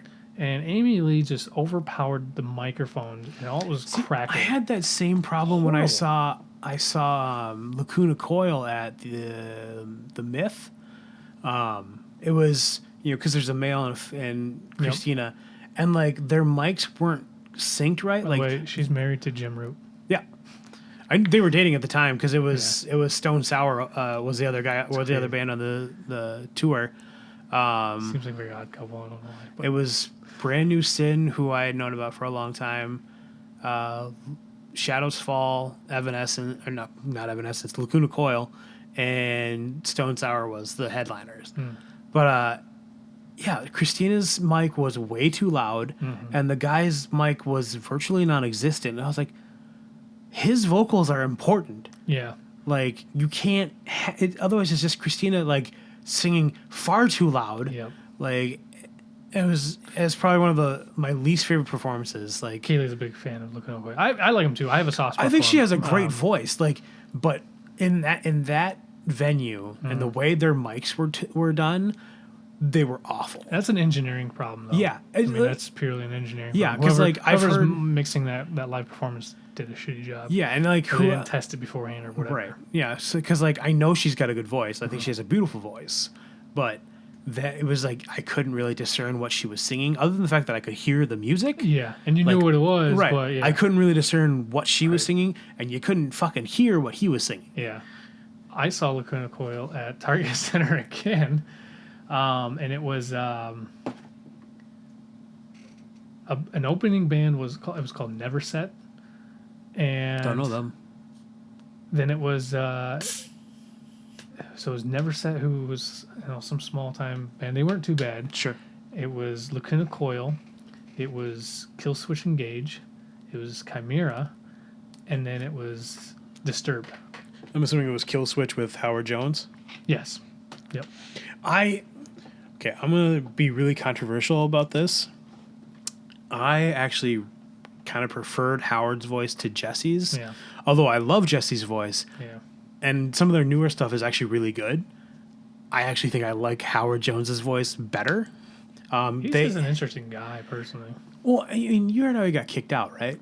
Did he get kicked out? I know I know he's not with it anymore. He essentially got asked to leave because they thought he had like a drinking problem or something like that, and it turned out he was an undiagnosed diabetic. Yeah. Okay. Like he was having diabetic issues. issues, because he was low blood sugars and shit like that. Yeah, Whatever you want to call it. Episodes. yeah, like they were like because he would be like falling down and incoherent, and like they thought he was a drunk, and it turned out he was just a diabetic and no one knew. And look how big he is. He's a meaty guy. He's a not big fat dude by any means. No, he's just built. He's just built. Yeah. He has one of the most. They have one of the most beautiful songs called "Rose of Sharon." It's actually on the tattoo I have on my shoulder. Like he has the bridge is him saying, "I mourn for those that never knew you." It's all about. I don't know who Sharon was. Loss If it's of a child, maybe? loss of a loved one of some kind, it was.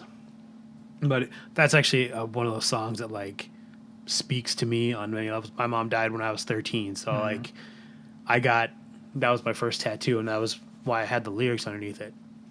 But yeah, I thought his voice is far clearer, but his screams are just as intense. Yep. See, and I think that's why I like Howard he had more melody to it. He could sing. He had a large enough range in his voice where he could for sure sing in that sound. But End of Heartache is still one of my favorite songs by them because it was also one of that the first, album's super killer. Yep, but it was also one of the first songs I learned how to play guitar. Sure. And I couldn't. Which is no small feat because Adam Dukowitz is a good guitarist. But it was probably one of their easiest songs. Yeah. But I learned how to play it. I couldn't play it now. I didn't learn the lead Right. part. I only learned the rhythm. Sure. It's probably the only thing I can manage, but I learned how to play it, and Yeah. I've always had I always enjoy that song. Like I say, take nothing away from Jesse. Like, I think he's got a killer voice too. I actually really enjoyed him in the band Seamless. Was a band he was with for a couple albums. He had a couple bands in between his stints in Killswitch. Yeah. But Seamless was good. I saw those guys in concert, so I got a chance to see Jesse live at a bar somewhere in New Hampshire when I was living out there for a little bit. Yeah. He was really good. Yeah, I liked. I thought Killswitch was pretty good when I went to see them. I do remember though Howard was wearing a peach or a pink button-up shirt. It's extremely tight. Yeah. And he was wearing extremely tight, like light gray pants. And I swear to God, he was wearing a man thong. Gotta keep that thing tucked Right. back. You don't let the monster loose. Right, but either way, yeah, they put on a good show. It was a good concert. Even Disturbed impressed me. Although I would say that David Draymond didn't do a lot. He mainly just walked back and forth and around. Well, when you're that guy, I mean, I guess you don't have to do much. But it was still a good show, and I enjoyed it. But yeah, it was good times. Good times back then. Now we're too old for that shit. Right. Now I want a seat. The last concert I went to was me and Kaylee went and seen The Perfect Circle. Oh, nice. It's phenomenal. It's fan-fucking-tastic. But I thought they were great when I saw them. We were glad that we sat down. So can't do that. I can't sit standing. down. The last concert I sat down at, I fucking fell asleep. You My buddy and I had gone to the Taste of Chaos tour, and it was at the Target Center, and we were up in the balcony seats, and Dredge was playing. Dredge. And I remember them. they was right in the middle of Bug Eyes, and I remember that, and then all of a sudden, like, my buddy's elbowing me, and I pop back up, and Dredge is done with their set, and he's like, "How are you sleeping? We were in Right. front of a speaker." I was like, "I don't know." Just must have been tired. Apparently, it was early on in the concert too, which was weird. All right, yeah, moving on. I Yeah. answered that one as best as I could. Pretty much it was This Is War by 30 Seconds to Mars. For the reason why I think that's one of my favorite albums, and it's not really one of my, it's up there of a high respects, is because still to this day, I don't think they've gotten paid for any of their albums. Really? Yeah, it's not a single dime from the record companies or whatever. Really? But that was one of those albums they recorded in their own house in California. And that was an album that Jared had put all his own money to finance that album. He put everything he had to the point where they had to his name essentially was the house that they lived in. Because it's him and his brother, right? His brother's part of the band, right? Yep. Peter? Sharon. And or Shannon. Shannon. Yeah, and then their friend Swappy? So it's a 3-person band. But that was an album that was extremely well written. I mean, all their albums really are. Yeah. They don't fuck around when it comes to writing. I mean, Jared Leto is a talented son of a bastard.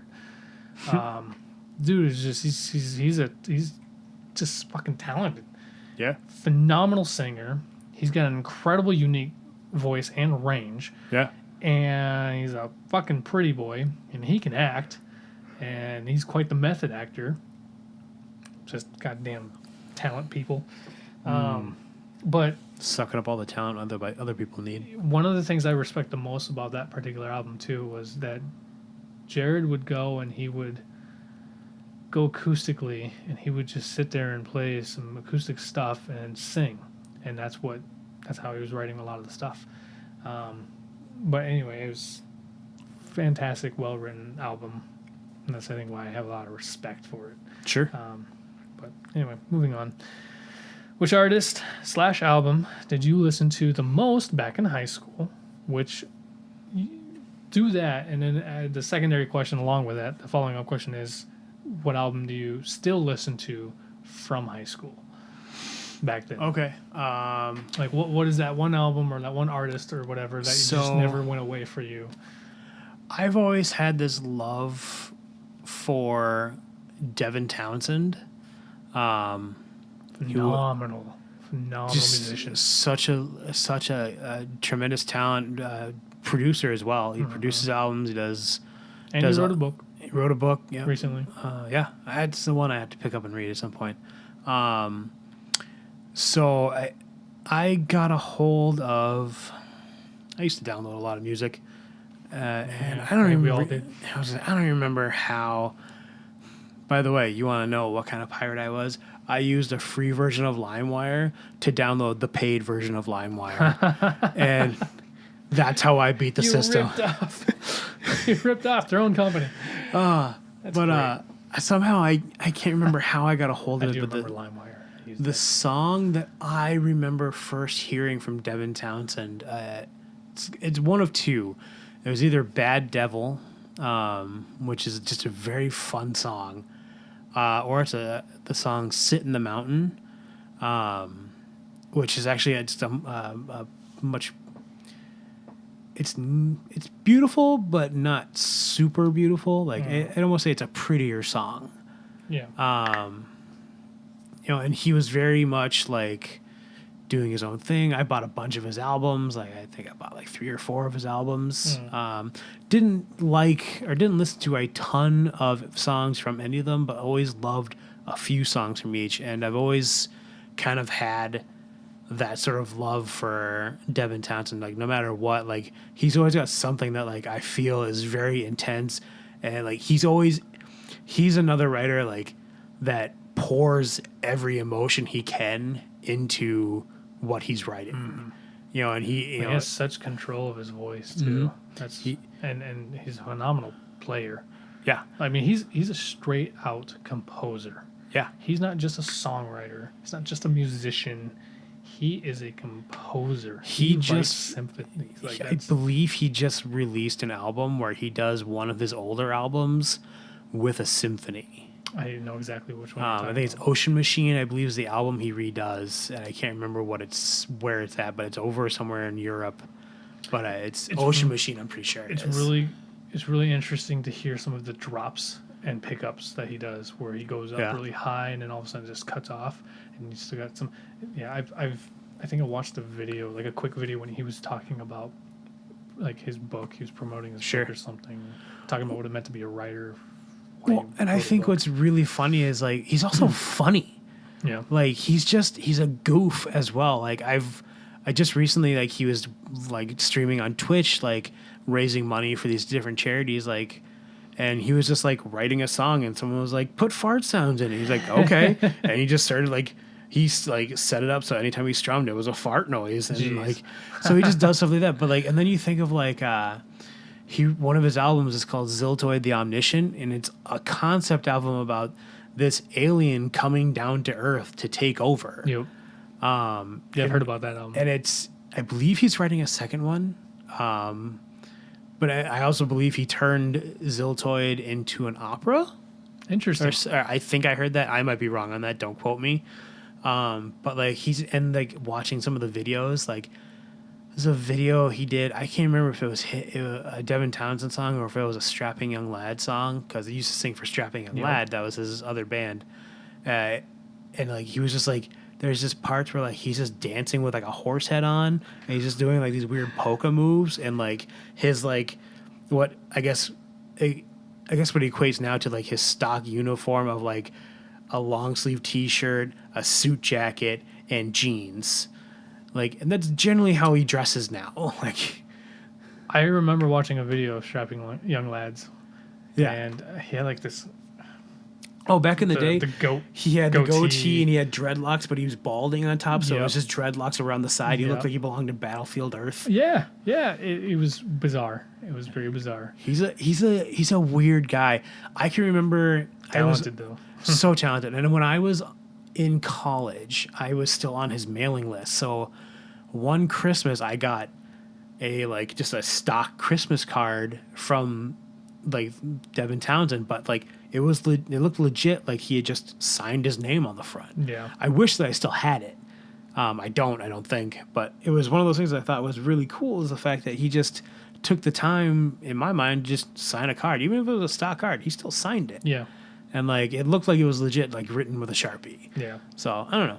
I've always had a love for him, but like other than that, like I listened to, the stock stuff that kids my age at that time listened to. Like I listened to El Nino, I listened to Seven Dust, Slipknot, Disturbed, all that stuff.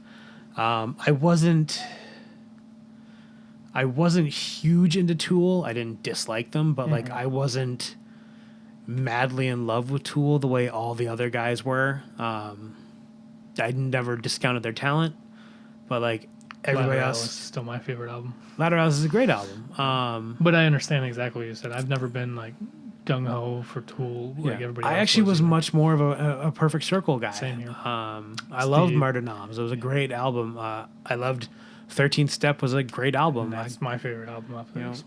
I actually really enjoy Emotive too because for being a cover album, they did it their own way.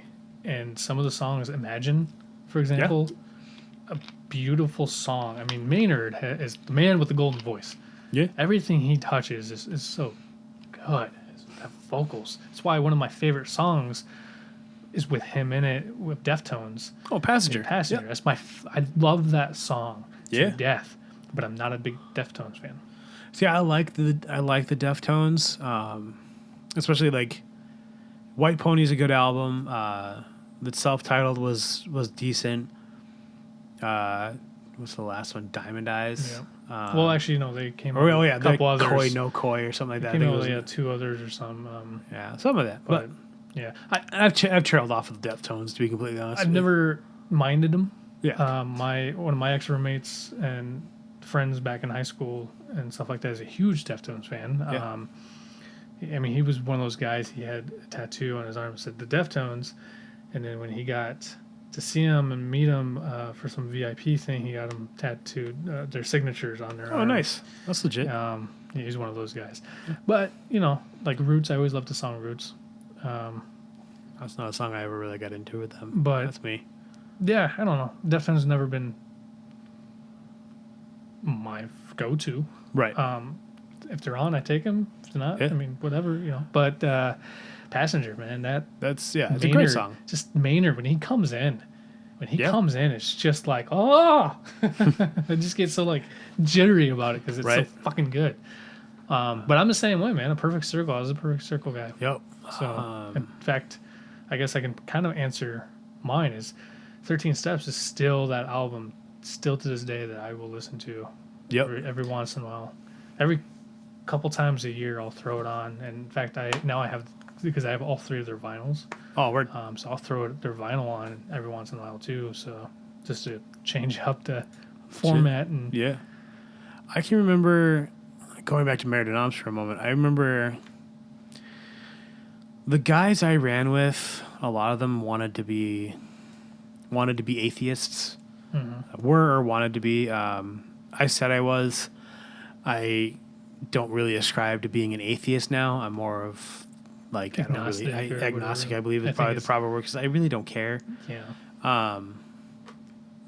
Mark Maron probably has the best line about religion. He's like, I don't believe in God. He's like, I'm a good consumer because there's no denying that the void exists, but I don't really subscribe to that. But I remember them being very into, what's the name of the first song? No, that I can't remember. Judith, yeah. Because they always like, it's about, God not existing. I was like, no, it's not. No, it's not. It's just about asking about why a person has faith. Blind When faith. when It's such about things, his mother. yeah, when such things have happened to you, like, why do you still believe? Yeah. And it was one of those things that, like, I listened to some of those guys, and they're just like, they were looking for any reason to say that so they could talk about being an atheist. I Or, got like, you. it was just, kind it of was a a very weird thing. Weird trend, weird fad to kind of try to get. It really circled around my group of friends, and like I say, I mean, I bought into it to some Strange degree, New but I Englanders. just. Or this is probably here, wasn't it? Here in Huh? Minnesota? Yeah, This is- yeah. Okay. And most of those guys had gone to like Christian school and stuff like that, like growing up. So like, and they had to be confirmed. So things like that, I mean, had really soured them, and it's fine. But I mean, they like just wanted to shit on anybody that had any amount of faith, and I was like, I'm Don't do not that. into that. Don't Like, do that. You're just making it worse. exactly. I Making mean, more you're not going problems to than- change anybody's mind. Yeah, making more problems than need to be. Yeah. I'm. That song is a very very poignant song. Mm-hmm. Because it's it's pretty much about when Maynard's mom was Sick. I think she had cancer or something. Yep. She essentially was told that what's happening to her is because she lost her faith in God, and so she was pretty much being like shunned and being attacked by the Christian community. So she kind of reverted back to like her faith blindly. Right. Because of these people, she's like, oh, I deserve this. This is happening because I deserve it because I've lost faith with God, and there's no real reason for her to have that faith. And it was mainly Maynard sitting back and watching this. So how can you do this? Like, how the fuck can you do this? Valid question. And that's why Maynard is one of those. Again, every song has a meaning. Yep. And there are several songs that kind of float at the surface I get what they're talking about, and that's one of them I personally for sure can get. But most of those songs, you have to dive deep. You have to do some real deep analysis, or you have to go fucking surfing the web like motherfucker, like Carrot Top in the boardroom, because like it's hard. You have to really, it's tough. He's a deep man. Oh my God. And I don't know. I think that's where that's why I think 13 Steps was probably my favorite album. If there's, I think that song, Gravity, is probably my favorite song.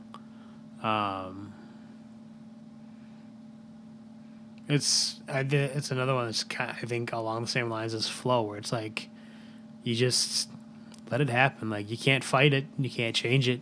Yeah. Just let it happen and just go from there. Like, at least that's what I get from it. That's another song that I truly dig. Yeah. I really liked Blue is probably my other favorite off that album. The whole album was fucking good. But yeah, I really liked The News. Yeah, I think a lot of people did. Yeah. That wasn't my favorite. Like I say, Blue and Gravity were probably my two favorites. Other than Weak and Powerless, obviously, was a great song. Still a great song. Yeah. But my favorite A Perfect Circle song in general, like as an entirety of any of their songs, is Passive, off of Emotive. Passive is... I remember it. I don't remember it well, but I remember that it... I think the main reason why I enjoyed it so much was because it was on the song, or in the movie... Constantine. Yeah. And I'm a big sucker for that movie. Yeah. Because I'm a big sucker for Keanu Reeves. I've been watching... By the way, side note, my girlfriend pointed this out to us before we started this podcast. Me and Aram are wearing the exact same shirt, and we're wearing the exact same type of shorts. Black shorts and the same T-shirt. Yep. It's basically our podcast uniform at this point. And it was unintentional. Just happened. Yep. And, I just wanted to point that out since... I've been reading things. You talk about Constantine for a second. I've been reading it's Bill and Ted Excellent Adventure shirt, by the way. That's why I mentioned it, because Keanu Reeves. So. I've been reading this thing where like they talk about the fact that the Peter Stormare, the guy that plays the devil in that, probably plays the best devil. And I actually agree with it. I think he's really well done in that movie. I agree. I like that guy in almost everything I see him in. I always remember from Armageddon and thinking he was hilarious. Yeah, there's a rush. Yep. I like him. He plays in American Gods. And I like him he plays the guy with the hammer. Yeah, I can't remember his name. I read the part of the book and I don't remember much. I like him in American Gods. I like him in general though. Everything I see him in is fantastic. Him and Ben Affleck. You ever hear Evel Knievel? No, I never watched Star Wars. Right. I also really enjoy him in Fargo. The movie? Yeah. Him and Steve Buscemi are like assassins or hitmen or whatever, hired guns. And I have to be completely honest. You I never saw Fargo. It's good. I've heard it's good. It's not that it's one of those ones that just I never got around to watching. Yeah, it's like good. It's always been on my radar. Like Coen brothers are interesting people. I mean, they're Minnesotan boys, so. My dad always had the best joke from Fargo. It was women, you can't live with them, and Fargo ruined the wood chipper trick. Yeah. Yep. Yeah, That was a joke my dad told me way back in the day. Should give it a shot one of these times. Most definitely. Um, Yeah, moving on. Keep this lively. We're almost at the 2 hour mark. yep. Yeah, we were gonna try to keep it at least 2 hours if we can. Right. We'll have to really breeze through the next few ones. Right. One artist you absolutely love and one you hate with a fiery passion. Not just hate, because you could just hate, but like one that like if you saw them now, you punch them in the throat. So love. I've talked about him a couple times already. Sean James is probably like my favorite right now. He's, as far as blues, Sean James and Devin Townsend are probably my two that like I would be so lucky to see live. They're my two goals, I guess, would be to see those two live. If I could see them on the same show, I think I'd shit my pants. That would never happen because the sounds are so entirely different. There's no way that would happen. I think they could both pull it off, though. Yeah, maybe. I mean, they both know how to rock fucking hard. So. I mean, Sean James seems like the kind of guy you'd have to see in like a small venue, like, you know, a bar or like First Ave, maybe. It's true. Devin Townsend needs a big venue, like, to get his sound proper. Yeah, you gotta have you need like space. Yeah, he needs like a large amplifier. And as far as like artists that I hate, I would set Justin Bieber on fire. Like I would pay to actually have the opportunity. I think he's a garbage person. I think he's a garbage musician. He was a little boy who got he got too famous too big quick for his own britches. Yeah, he got too famous too quick. That was his biggest issue. Yeah, and he won't go away. And Canada somehow pawned him off on us. I don't know how that happened, but yeah. But yeah, I cannot stand Justin Bieber. Everything about him pisses me off. So I don't know. I mean, maybe you'll grow to like him one day. I doubt it. Never say never. Fucking kill you, Tim. I hate Justin Bieber too. But luckily enough, I've never really listened to any of his stuff. If he comes on, sometimes I might be able to guess that it's Justin Bieber. Mm-hmm. Yeah. Because of like just that way it sounds, I guess. But I honestly, except for that baby song, because I just remember when it came out because it was with Ludacris. I don't know how much they had to pay Ludacris to fucking do that, but well, that was kind of the flagging time of his music career. Oh, that was when he Ludacris or Bieber. Ludacris. I think that was like towards the end of like really releasing music, wasn't it? I don't know. It was right around. I think the it's time when he moved came out into, with like Runaway Love and. It seemed to me like he was moving more into acting at that point, so I don't think he was doing too much. Yeah, well, he was in Too Fast, Too Furious, so that was the first time. Anyway, I kind of agree with you on Justin Bieber, but honestly, for me, it's fucking Taylor Swift, which is pretty much the same thing. I hate Taylor Swift with a fiery passion. Like, I don't like her at all. There's nothing redeeming to me about her music. Everyone's like, "Oh, she's genuine." I was like, "She's whiny." It's the same shit over and over again. Like, this boy made me this. I'm sad because of this. Like, it's nothing but whining. Yeah, I just don't like anything about her. I really don't. Anything about her. It'd be one thing if the songs were structured well or like written well. Well, now here's the thing. Once again, I'm a man who gives credit when credit's due, and yes, she is talented. Yeah. Obviously, talent only goes so far. Yep. Obviously, she got where she is, being one of the biggest pop superstars in the world of all time. Not on her looks, but she has talent. She can sing. She is a musician. She is a songwriter. But I've just never liked anything she's ever done. Yeah. And I would say I even liked her more when she first came out with like Teardrops on My Guitar. At least I thought that was like pretty legit of a songwriting capabilities there. Nowadays it's still up to this point. Like, it feels like it's still the same shit she's singing about, and like it's the old joke. Maybe a bunch of Taylor Swift's ex-boyfriends should just write a song called "Maybe You're the Problem." So I actually think that Ed Sheeran wrote a song about her. Wouldn't surprise me, because they were dating at some point right around the time that Ed Sheeran's second album came out. 10 or X or whatever you want to call it, and it was Cold. And I'm pretty sure that song is about Taylor Swift. Really? And yeah, Interesting. I've never heard the song. If you ever listen to it, listen to the lyrics, and you might be able to go, oh, I can totally see that. Just like I think Katy Perry's "Circle the Drain" off her Teenage Dream album is about Russell Brand, because Katy Perry and Russell Brand were dating for a while. Aren't they engaged? They may have been engaged. Yep. And I think he got back into drugs, and she just didn't want to have anything to do with it. And that song, "Circle the Drain," is exactly about that. In fact, she has a line that says that you fall asleep during foreplay because the pills you take, whatever, because of the pills you take. And I'm just like, that's bad. Right. Like, yeah.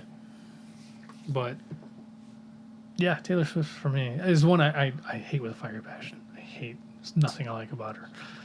Except that some old buddies of mine did a cover for Pop Goes Punk. For All Those Sleeping did a cover of their song. Oh, nice. I couldn't even tell you the name of the song, but it doesn't matter. Something about bleachers. She was on the 18. I don't know. It's best if you don't try to understand it. But an artist that I love, man, that is tough. That's really tough because, like, then you're dealing with vast decades. You wrote these questions, goddammit. You do not get to say, I can't answer these. Well, because I think that, like, Jim Croce was one of the best songwriters of his time. Yeah, Jim Croce's good. I think that Bill Withers was one of the most soulful and positive songwriters for his time, especially for being a black songwriter doing acoustic, folky stuff. Yeah. He wasn't being like the typical, I don't know, like, he wasn't doing the typical black people's genre, whatever it was. Like, he wasn't trying to do that, Earth, Wind, and Fire or the Commodores. He wasn't doing funk or R&B. No, like he was being a bluesy soul folk singer, and he has some of the best positive songs. I mean, Lean on Me. I'm like, God, come on. Most Can't get any better of a song. Ain't No Sunshine.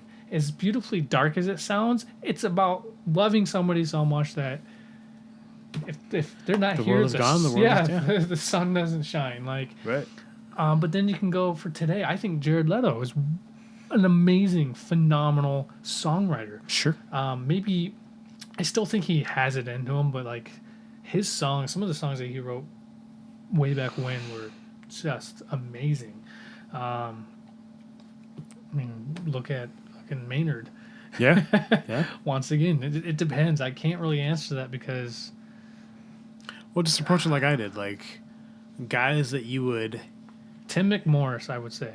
Tim McMorris, which I showed you him. Yeah. Oh, by the way, I made a comment on his Instagram. He did this video, because I follow him on Instagram, and he did this video pretty much talking about how he had like racism in Canada, and he had to deal with some racism in Canada a while ago when he was hanging out with a friend somewhere in Canada, and that group of white guys came up and said, N-word is here. I ain't gonna say the word. Right. I already did it the one time. I said nigga, because that's the name of the song. It's with an A at the end, and it's the name of the song. I didn't do it. I don't. But all right, what up, Tim? No hard R's. I don't approve of that word, but and he's like, oh, we lynched them here and this and that, and pretty much chased them out of town. Now this dude, Tim McMorris, is from North Carolina. He's an independent artist, and he is one of the most positive writers that I have ever heard. And he is multi-talented in multiple genres. He does everything from like pop rock to folky acoustic work to like jazzy and blues rock to even hip hop. I mean, he does it all, and he's so freaking good. Yeah. And it's so positive. He's one of the most positive writers I've ever heard. He's also one of the most genuine artists. He's one of the his lyrics really says it all, and he's telling stories and everything he has. Yeah. And he talking about once again on Instagram. He was going through all this, and I don't know. I decided to post it on there because there's like maybe 100 people that posted.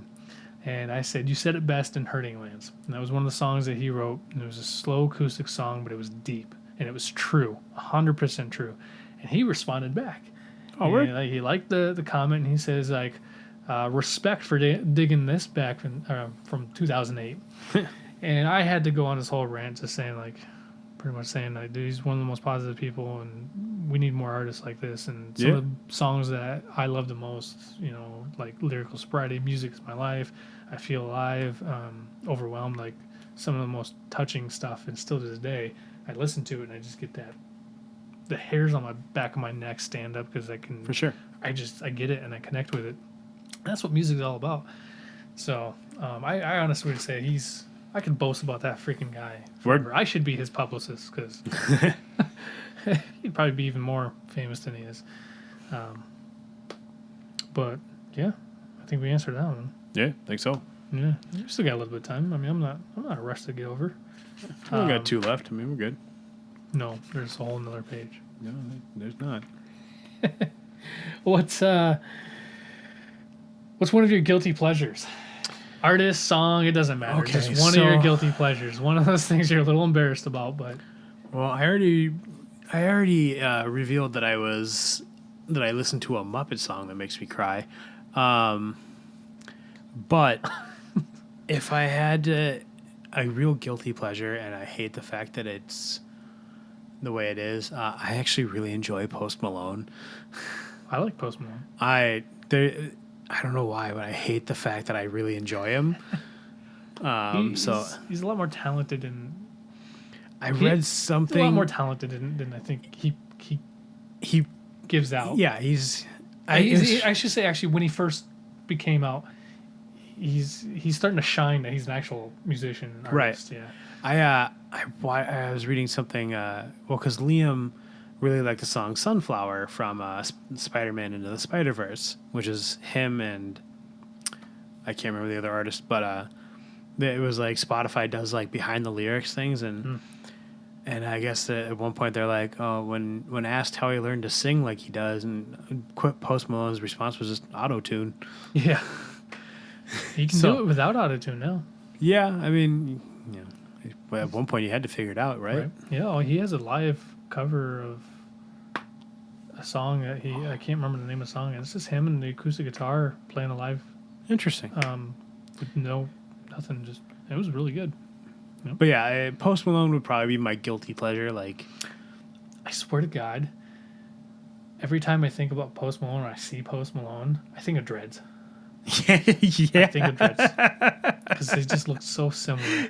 They're like the same height. They have the same build. If Dreads had fucking tattoos all over his face, and he wasn't a ginger and a grill.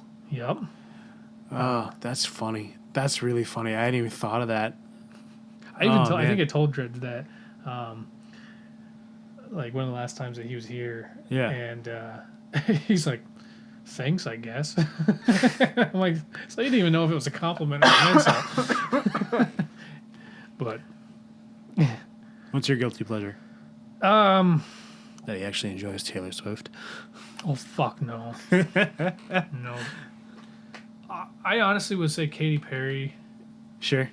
But I can get behind some Katy Perry music. But that's just it. I don't actually find it a guilty pleasure. I'm not actually embarrassed about it. Like, I think that Teenage Dream was a fantastic album. There's several songs I like about it. Circle the Drain is one of them. Sure. In particular. I really liked her song Wide Awake a lot. Okay. And so, I mean, honestly, that's not I've never really listened to Katy Perry, so a lot of the stuff is all guilty stuff pleasure of mine. I don't really have... okay, actually, it's not a guilty pleasure. It's a pleasure for me. I'm not really guilty about it. I've been really, really obsessed with Jonas's Brothers' "Sucker for You." Yeah. Every time that goddamn song comes, I'm like, turn it up. You know, the Jonas Brothers, which is basically this generation's Hanson. Yeah. Yep. I couldn't tell you what song it was, but they both have songs that. You know, the Jonas Brothers obviously have a song that was their Mbop. Yeah. I couldn't tell you what it is either. The thing of it is like the Jonas Brothers disbanded and got back together and are still doing okay. Yep. Hanson did it and didn't do it very well. Like they got back together and it went nowhere. Yeah. Well, I think they got back together way too late though. Yeah, Like the Jonas Brothers, they're still pretty young. Yeah, well, they'd only been apart a couple years. Yeah. Not to mention, Nick is very humble. I watched The Voice, and he's now sure. a guest host or whatever. A judge? Judge, yep. Everybody loves him. Mm-hmm. And is Pharrell still on there? Who? Pharrell Williams? Oh, God, no. He hasn't been on there for... I actually completely forgot who that guy was. Yeah, no, he hasn't been on there for a long time. Okay, so I only watched one season of The Voice. But the guy there was one guy I went, that's my guy. He made it to the fucking finals. He didn't win, but he made it to the finals. He was like a 35, 40-year-old man, long hair, long beard, came out with a guitar, and just fucking shredded. Yeah. And, Pharrell from, word go was, infatuated with this man.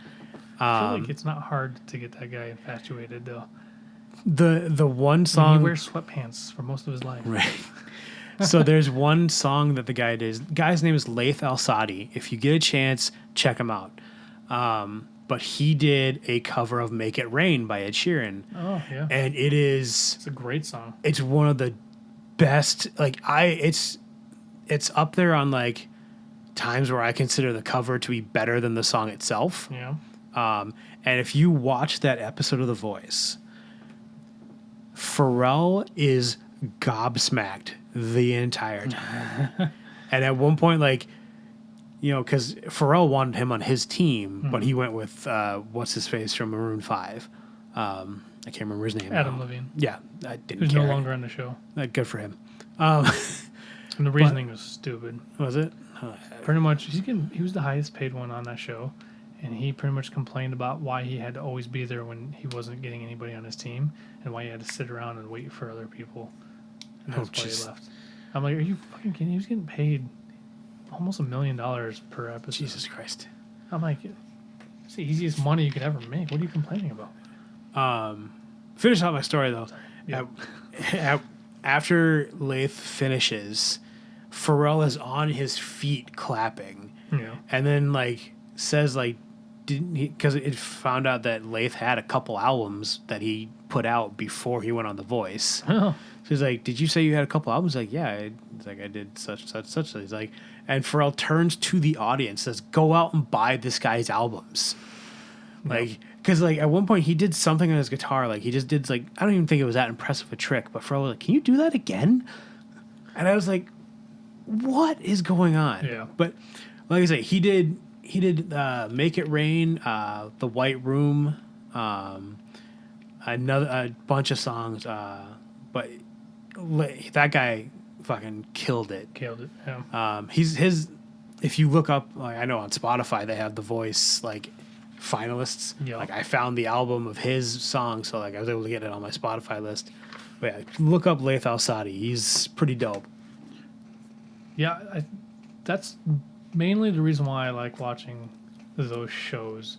I don't give a fuck about the competition side of things. Right. I just like to hear talent. Mm-hmm. And when you're dealing with that kind of show where these are people off the streets coming in and singing out their heart and soul or playing whatever, that's what I like about The Voice particularly, is it's mainly about the voice, but you find some amazing nobodies from nowhere coming out there and just belting out their hearts and moving people. I've cried several times on that show because of some of the songs that I've heard, the renditions that they've done. And that's why I like the show. That song, that show's never made me cry. I did watch Dancing with the Stars for a few seasons, and there's an episode where Lindsay Sterling is dancing, and she does this dance about her dad that died, and I don't know why, but oh god, frosted in the eyes. Oh god, I had to step away from the TV. I was like, and Chelsea looked at me and I was like, don't fucking stare at me right now. Yeah. I can't do this right now. I'm not going to talk about it. I like Lindsay Sterling. She's super genuine and super like fun. Yeah, that song though, or that not that song. The song was whatever, but the dance and like the visuals to it were like, I don't know. Having the fact that I lost a parent when I was young, like I don't know, that just kind of hit me really hard for some strange reason. Nothing wrong with that. It's what music's supposed to do, and dance is. That's what art in general is supposed to do. I should have you watch. So there's there's an artist called Smell. So it's SMLY, I think, or SMYL something. Smell. It's SMYL. Isn't that smile? No, it's however it is. It's like Smell. I think it's Swedish. Right. Smell is I don't think he SMELL. is Swedish. I don't know. Anyway, he has some songs I absolutely love. Yeah. Absolutely. But he has a song called Body, and the video is really good, and it's about dance and the way that the song is and stuff. I'll have to play it for you when we're done, but it's a good song, good video. I like stuff like that, but That's legit. yeah, we got a couple more. We can finish this out. For sure. What's next? Yeah, so album, artist, song you are currently hooked on or obsessed with now. So the song I've kind of just been jamming a lot right now is a song called California by the Delta Saints.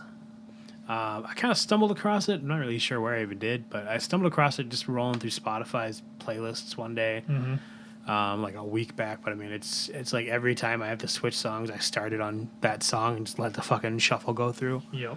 So that's kind of what I'm banging right now. Other than that, I've gotten really into Coheed and Cambria, so like I play a lot of their stuff now too. Yeah. And the Blue Stones. Yeah, you showed me the Blue Stones. Blue Stones is another one I'm kind of hooked on. I did enjoy the couple songs. Yeah. That you showed me. Yep. I think for me, it's Jensen Ackles covered of Simple Man. Sure. I'm just fucking obsessed with that song. And that's one of those, if I hear it, I'm like, no, we'll start this shit back over. I'm going to make sure I get all of it. And then when it's Drink done, it all in. I may replay it again just to make me happy. Yeah. But yeah, you can even ask Kaylee. I play that song so much. But it's amazing. I mean, Jensen Ackles, first of all, if no one knows who Jensen Ackles is, you've been living under a rock, because he's Dean Winchester in Supernatural. And this guy can sing. He's a musician. He can play guitar and he can sing. And he does a cover of Simple Man. It's their own rendition. It's beautiful. It's beautifully done. It's not as slow as Shinedown's acoustic version of Simple Man, but it's on its own, their own way, beautiful, just amazing. So you should go check that out. Word. All right, I think that's all the questions that we have. So me and Aram came up with this idea where we wanted to do a random shuffle song and just kind of talk about whatever song popped up in our playlist that we have. Now I have like 420 something on one of my playlists, songs that I handpicked. So I'm just going to take it from that, and it's on my Amazon account. I don't know what Aram's going to do. He's probably going to do Spotify. Yeah. Like my playlist is, I think my regular playlist is like 1,000 some songs strong at this point. So, but we're not going to play the song because we can't do that because of copyright reasons. We so don't have we'll the just money keep to it fucking mute. copyright Yeah, this we'll keep it mute, but we'll say what the song is and the artist, and then we'll talk about that particular song. So if you're interested in knowing what we're talking about, go look it up. So we'll start with Aram. Aram, you do your shuffle. Hold on a second. You don't have a second. All right.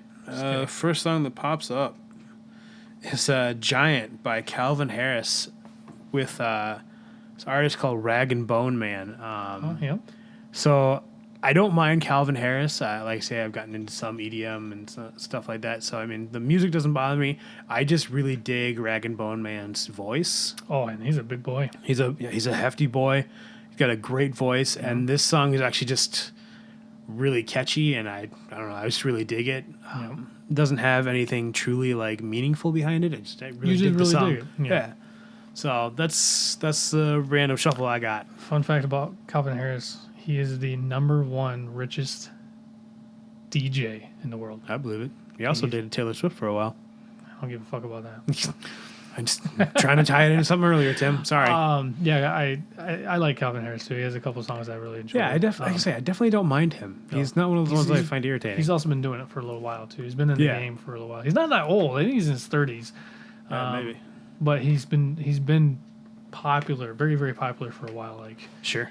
I think David Guetta, whatever he's however Yeah, he's saying yeah, his name, yeah. I know what you're is talking like about. older than him, but it's not even close to being as popular. So, all right, so that's your song. That's your shuffle song, random shuffle song. Random shuffle. Say that one again. Say the That song. was the song is Giant. It's by Calvin Harris with Rag and Bone Man. And I think you can check it out on Spotify. It's definitely on anywhere. Spotify. I wouldn't be surprised if YouTube. it's not anywhere else. Probably everywhere. It's Calvin Harris. Yeah. All right, my turn. Seven Nation Army, White Stripes. Oh, Christ. So, I do have something about this. Was when this song first came out, I was so confused about who the fuck the White Stripes was. This song was blowing up.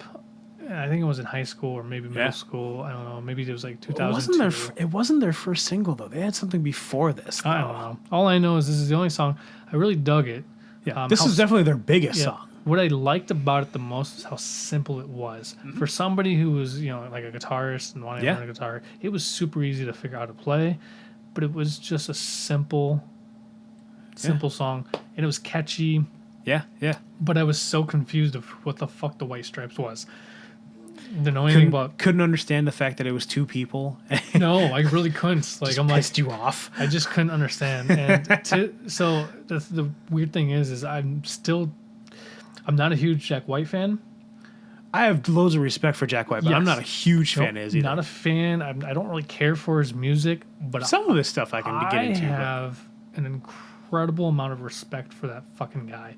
He's super, super talented, but the thing I had the most respect for is when I watched some little documentary or some little clip on It May Get Loud, which is the guitarist of U2. It was Jimmy Page, and it was him. Jimmy Page and Vulture, I think, is the guitarist from U2. I fucking hate and they U2. just pretty much talk about, being a musician and how big and whatever. He builds a guitar.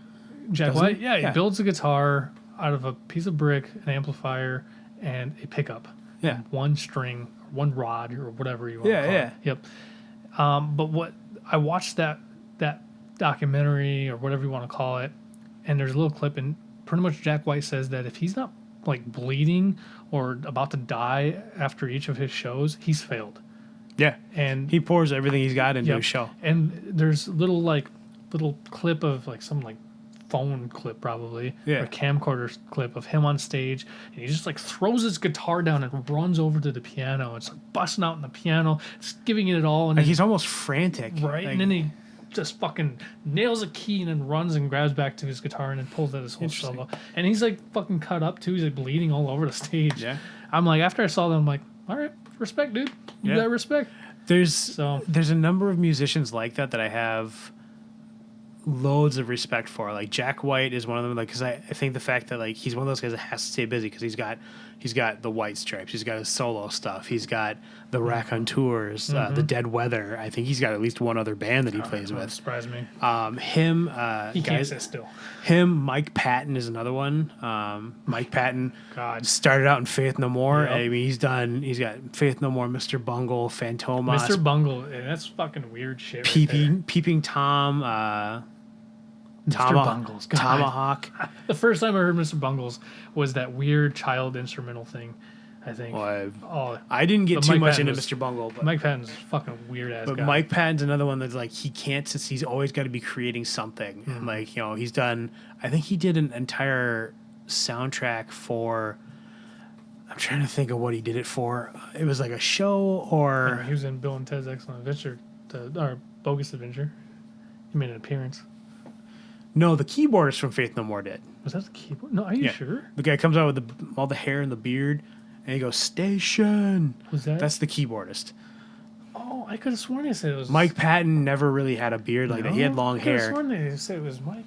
No. Maybe it was just... Maybe they did say it as Faith No More. Maybe that's where my mind went. He was from Faith No More, but it wasn't Mike Patton. Actually, I need to rewatch that then. Yeah, no shit, right? Well, I mean, the third one's coming out, so we're going to have to rewatch both of them anyway. Excited. But yeah, Mike Patton. Devin Townsend is another one, like, Maynard. Maynard. Yeah, Maynard. Maynard can't fucking do. He probably can't sit down and shit because he's Right. doing his He's vineyard. got his hand- He's got his hand full into his vineyard, and he's Right. got 3 other bands. I mean, he does Tool, Perfect Circle, Pussifer. He's Yeah. gotten I something think else. he's got a doing. fourth one, yeah. Yeah. There was that point where he was supposed to do something with Trent Reznor, but I don't think that's ever going to come to fruition. Trent Reznor's too much of a control freak. See, and I thought that was Tapeworm. Yeah. So Tapeworm. Passive, that song Passive, that's one of my favorites, was actually a Tapeworm song. That doesn't That surprise me. Maynard wrote, I think lyrically wrote for sure, and Mm-hmm. I think they were supposed to, but it never came about anything. Yeah, and Trent Reznor is one of those self-professed, like, I'm too much of a control freak, like, to let Yes. anything get... Yeah, he's a It gets in his own way sometimes, and I think he's even aware of it. yeah, but he's yeah. been considered quite the asshole. Well, I mean, he knows how he wants things to sound, so, I mean, he just doesn't fucking deal with anything else. Right. I mean, it's definitely changed music in the Yeah. 90s. I mean, he produces. That's like... He may be an asshole about it, but I mean, the stuff he puts out is quality. Yeah. He doesn't put out shit that, like, he doesn't think is okay. Yeah. I think that's why I also have a little bit of respect for Marilyn Manson for Yeah, that, because once again, he doesn't want to put out shit stuff. Yeah, But- he'd sooner have it take longer to be quality than to get it out and, like, have people be like, And that's why he composed all the music for Resident Evil. oh, word. Yep. I didn't know that. Nope. I gotta figure out what the fuck. The fact that I can't remember what the hell Mike Patton did as far as, like, soundtracks is pissing me off. Claypool's another one of those I can't Yes, just fucking. Les Claypool. Yeah, He's that's in another one. How many fucking the Frog Brigade? Colonel Claypool's Flying Frog Brigade. Yep. Claypool's Bucket of Bernie Brains. Yep. Primus. Ooh, Wasn't there like a Captain something rather? There's one of the Flying Frog Brigade or something. Oysterhead. Oh my god. And he Which does. one is his bluegrass band? Because he does a cover of "Staying Alive" bluegrass style. Oh, I have no It is idea. fantastic. But It's yeah, so Claypool's fantastic. another one of those ones that, like, but the thing about Claypool is, like, a lot of his stuff is all jam bands. Yeah, Like, he just, he's a weird ass fucking guy. yeah, he's a super Primus strange- has always been one of those bands. I don't know if I like him yeah. or not. I haven't been able to actually decide. They come on and I'm just like, I just feel like I'm staring at a wall because I don't know what to do. I don't know how to feel. I don't know what to do. I don't know what to think. Oh, Mike Patton did the theme or did the soundtrack to The Place Beyond the Pines with what's his face, Ryan Gosling. Ryan Gosling, yep. Yeah, I haven't seen that movie. I've never seen it before either, but but all that music is. I feel like I'm gonna have it's to one of check those that out movies then. that, like, he doesn't talk a lot in. Ryan Gosling? Yeah, It's kind of like Drive. yeah. This is a badass movie. Maybe I'm thinking maybe I'm thinking of Drive when I think about him not talking a lot, but yeah, he did the I mean, he doesn't talk a lot in Blade Runner. no, it's true. There's a movie I think it's a Chinese movie, or I should say Chinese, it's Asian, where, like, I think it might be called, like, Only God Forgives or something like that, and I feel like Gosling says nothing in that movie, but he's the star. Yeah. He's good. I mean, if you really want to know, look at Blade Runner and his performance as Blade Runner. He has an incredible way of having this presence without saying a fucking thing, and his face is practically exactly the same Yeah. the entire time, but yet his walk, it's how he walks Yeah. that makes a world of difference. When he walks into a room, you just, I don't know. Sure. I don't know what it is about that fucking guy, but Yeah. I like him. I mean, He's fine. Like, I don't think he's a bad actor. He's just not my cup of tea, I guess Yeah. would be the right way to say it. I don't think, like I say, he's not just don't bad. drink tea. No, I'm just kidding. That's true. I don't like him. I mean, I don't not like him. I don't dislike him or anything. But yeah, I don't think he's like my favorite. Yeah. I feel like he's just one of those actors that he's a good actor. He does a really good job, and he's pretty humble about it. He stays out of the spotlight for the most part. Yeah. I mean, he's a Hollywood person. He's a celebrity, but He's like, he doesn't make headlines. He's always like, oh yeah, Ryan Gosling was seen doing this. yeah, right. But like, it was never like anything like he was caught with a hooker. Like he was like, he was out with his kids, Okay. and he keeps his nose clean. So Yeah. I mean, you can't fault him for that. But Yeah, he's just like I taking, say, he's just not my style. taking the Keanu Reeves route. Yeah, right. All right. So the last thing that we wanted to do after our shuffle, we wanted to kind of do something for ourselves as well. So if you want to do this as well, go ahead and join us in this little adventure. We wanted to we found this like random list generator, and we wanted to essentially just do a random album generator. So we're gonna go onto this website, we're gonna just hit a button, and whatever album it shows, we will take the time and listen to, and in our next podcast, either the next one that we'll do or the next one we do about music or whatever, we will discuss what we liked about it, what we didn't like about it, even if we could get through the album, because if it's a Taylor Swift album, my god, Say, well, I'll just quit now. might as well get some All right. couple cases of beer first. So Oh, well, that's interesting. what do you So I just did it for us. And so what we got was the Beatles' Abbey Road. The Beatles' Abbey Road is going to be our random selected album to listen to. This and is we going will to be dis- hard because I'm not a Beatles guy. I like the Beatles. I don't mind the Beatles, but I'm not much of a Beatles guy. So we'll listen to it over our next period, and maybe we'll either discuss it in our next podcast, or maybe we'll just wait until our next music podcast. Yeah, So, but I think we're gonna wrap it up for that one.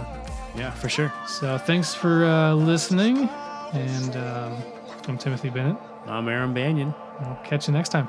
Later. Peace. Stop.